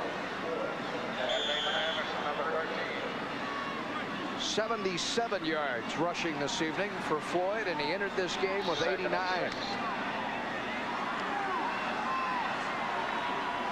A guy that if you're a Florida State follower, you just gotta like. Plays with a lot of heart, a lot of enthusiasm. The Noles grinding it out as the crowd begins to file out of Scott Stadium. And there goes Tiger. He too enjoyed a career night. Well over 100 yards. And as the coaching staff told Tiger all week long, much like it happened to Sean Jackson, when in place of Ampley at the Cotton Bowl last year, he had a huge game. The MVP of this contest might be that man, Tiger McMillan. Absolutely. He gets my vote. Watch him come right at you. Good blocking by the offensive line. Watch McMillan make sure he secures the ball, finds a little daylight, and then wraps it back up when he feels pressure. Gain on the play of 10. First and 10 at the 26. McMillan to the wide side, cuts back. Down to the 22. Tom Bird on the snap. That was the 23rd carry this evening for Tiger McMillan. We talk about the Cavalier defense being tired. McMillan will ease into that chair on that charter on the way home and feel it in the morning as well. Good backside pressure by Tom Burns. Brings him down, but not before he adds another 4 to that impressive total. A game ball performance for the sophomore. 130 yards rushing for McMillan this evening. Less than 4 minutes to go in this game. Another fumble run. This one is picked up by the Cavaliers. And the linebacker, Killian.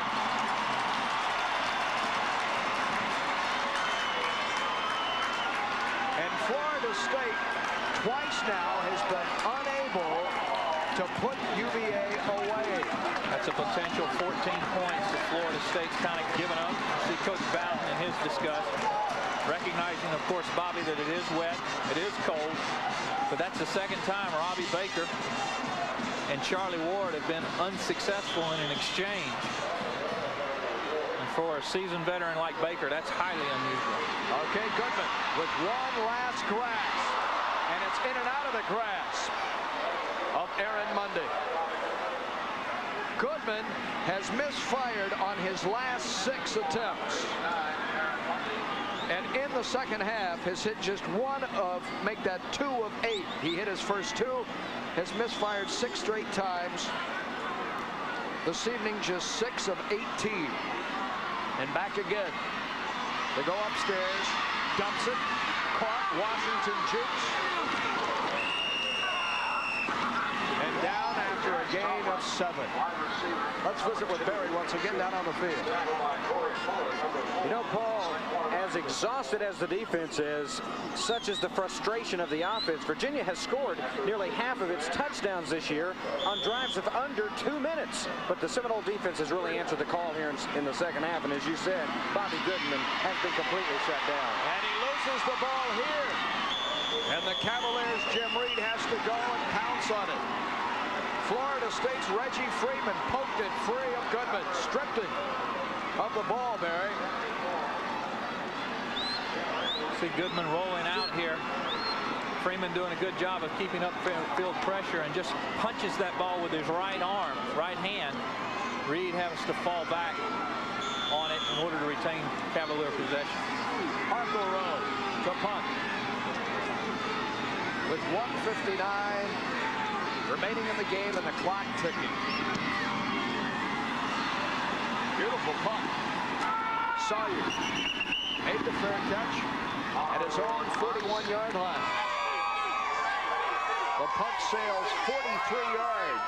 Vanette with 1:49 remaining. Florida State will have the football and the lead in Charlottesville. And it will be a Halloween treat to remember, one that will go down in the FSU history books as the first ever Atlantic Coast Conference crown. So dust off the mantle for Bobby Bowden and the Seminoles back home in Tallahassee, for they are going to return to the FSU campus in triumph. Road Warriors once again. McMillan pops it to midfield. McMillan to the 47-yard line. Guess who's on the tackle? Greg McClellan. We called number 11 in Orange's name a lot tonight. A whole lot. Along with Damon Anderson, number 13 there, number 25 Keith Lyle. And there you see Greg. And McMillan remains in the game with 142 yards rushing. 90 seconds and counting. Bobby Bowden will win his 150th game tonight at FSU. Just about more incredibly, 71 have come away from Tallahassee. William Floyd, the king of the road. What an amazing run, Keith, in his 17 years. Absolutely. In Garnet and Gold. Absolutely. 69.6% to be exact. We'll round it to 70. 70% successful on the road is Coach Bowden. That's in places like Lincoln, Ohio State, places on the road this year in the ACC. He won 4 times in the Atlantic Coast Conference, away from home. In Clemson, in Raleigh, in Atlanta 2 weeks ago, and tonight in Charlottesville. And you can crown the Garnet and Gold champions of the Atlantic Coast Conference in their first ever year in the ACC. Florida State will stand at 7-1 on the year, unbeaten at 7-0 in the Atlantic Coast Conference. Virginia 6-3, 4-3 in the ACC, and the Noles need not run another play. And the celebration begins on the Florida State sideline. Bob going to congratulate his director of athletics for a job well done, or his head coach, and Bobby Bowden for a job well done. It's got to be an awful satisfying feeling for Bobby, even if he doesn't like the way his team necessarily performed tonight. First year in the ACC, great expectations. Florida State living up to them. See him talking with George Welsh. He has a great deal of respect for Welsh, and I'm sure Coach Welsh does for Bowden as well. In the first meeting of what over the years I'm sure will become a very storied rivalry between University of Virginia and Florida State University. Your final this evening, 13-3. Florida State wins this first ever matchup with the homestanding Cavaliers of UVA. Jack, you look great. New clubs, new shoes, new ball. Well, it's the new me, Bill. New golf game, too? We'll see. It's showtime. Showtime. Hey! Whoa! Maybe a 2-iron, Bill? Yeah, a 2-iron. I just don't get it. Well, it's showtime, Bill. And it's not the shoes, it's not the clubs, it's not the ball. It's this latest video from Golf Digest, how to get distance and accuracy. A video? Yeah, anyone can get it, and it's free when you subscribe to Golf Digest. Huh. Outdrive your partner with this half-hour instructional video, free with a 1-year subscription to Golf Digest, just $19.77. Call 800-652-2112. Imagine this video and Golf Digest. Call 800-652-2112. Coach Bobby Bowden's Seminoles are victors in Charlottesville, and Barry is standing by with the coach right now. Thank you very much, Paul. Coach Bowden seemed like the offense sputtered a little bit. A lot of drop passes early on that maybe kept you from doing a lot of things you wanted to do. Oh, we dropped a lot of passes early in the ball game. Then we had 2 chances to put them away and fumbled snap from the center. Very, very ragged performance, and yet our defense just kept holding us in there, and I'm very happy to have a win. Absolutely, and you must be proud of that defense controlling just about all of the third quarter and much of the second half. No doubt about it. They did control it the second half, and we had enough points to win the ball game at the half. Didn't realize it. I'm upset that we didn't wrap the thing up there at the end. Maybe 2 of the biggest plays of the game, both 3rd and 17 plays. When you scored the touchdown and when Charlie Ward scrambles to get the first down with still over 5 minutes to go. Yeah, we seem to be more dangerous when we're in the shotgun, so we'll still play, see if we can't use it, probably use it a little bit more. More to the legacy of the Road Warriors of the Seminoles. You go to every tough place this year in the ACC and win. Well, it was, and I think it's very difficult here in Charlottesville, because the rain, the cold, the crowd was their favor, Halloween, and anyways, it was a good win for us. Your first ACC championship. Congratulations. Yeah, thank you very much. All right, head coach Bobby Bowden wins game number 150 in his career in 17 seasons at Florida State ball. 300 wins in the history of Florida State football. On a rainy night in Charlottesville, one for the FSU Agents. 13-3. Florida State wins the ACC, conquering the Virginia Cavaliers. There are times, Andy said, when it's best to play it safe. Here for the swamp tour? Especially when on safari in the Everglades. 14,000 square miles of alligators, snakes, and frogs that bite. So Andy suggested the great-tasting Old Milwaukee non-alcoholic. It's got to get better than this, I said, as Gil, our guide, took us butt bruising for the day. Good thing for a cold Old Mill NA, there's enough exhilaration already in the Everglades. And hey, you don't want to end up as gator bait. To achieve your ultimate potential, NordicTrack proudly offers Nordic Flex Gold, the newest idea in strength training that is 5 ways better than SoloFlex. Nordic Flex Gold has linear motion to accurately simulate free weights. SoloFlex uses a less effective arcing motion. Nordic Flex Gold has isokinetic resistance to match your natural strength curve for maximum results. With SoloFlex, the resistance is dictated by the stretch of a rubber band. Nordic Flex Gold's isokinetic resistance also gives you speed. There are no steel plates or rubber bands to change between exercises, so your changeover time is up to 40% faster than SoloFlex. Nordic Flex Gold provides detailed workout instructions with a comprehensive manual, wall chart, and full-length video. And best of all, Nordic Flex Gold costs 1/3 less than SoloFlex. Call now to order your Nordic Flex Gold. the ultimate strength training machine for the ultimate body.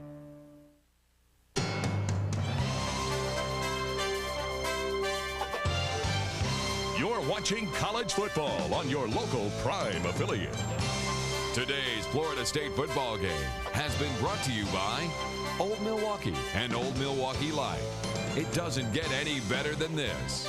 And by the Olive Garden restaurant, where all the best of Italy is yours.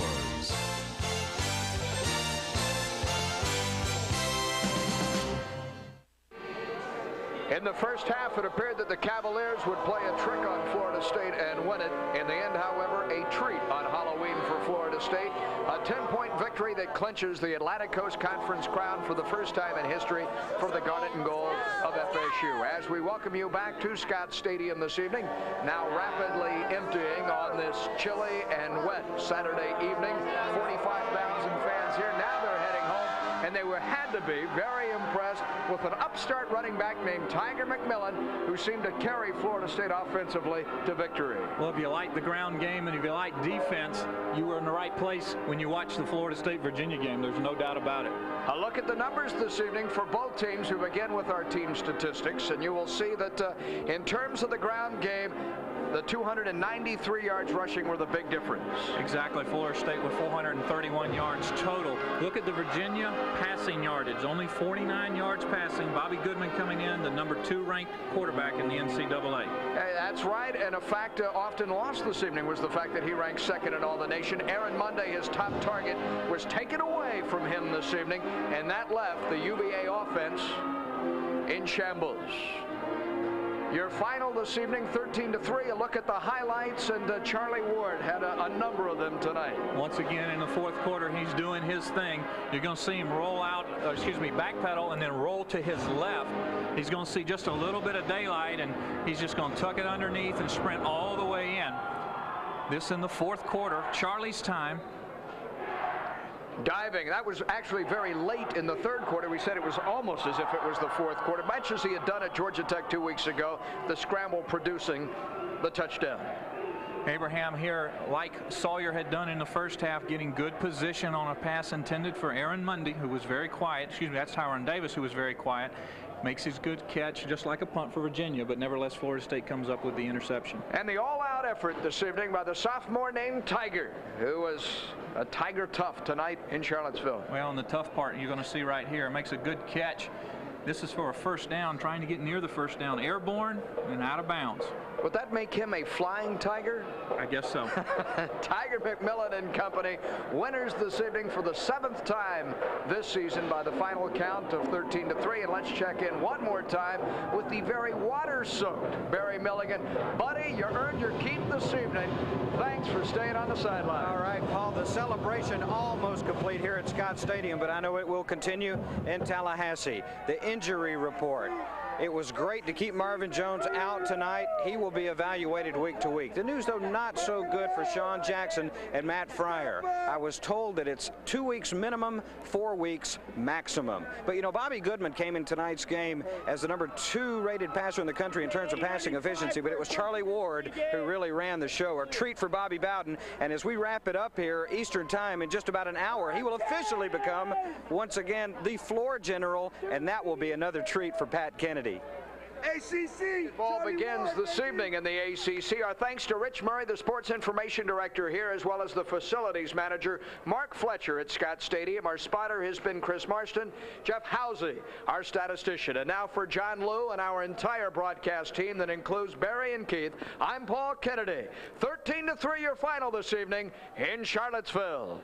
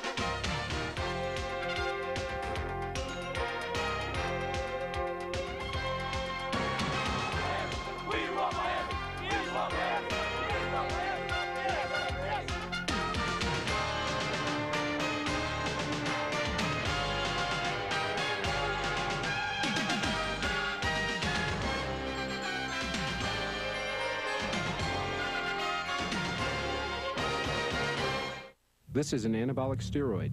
What do Olympic champions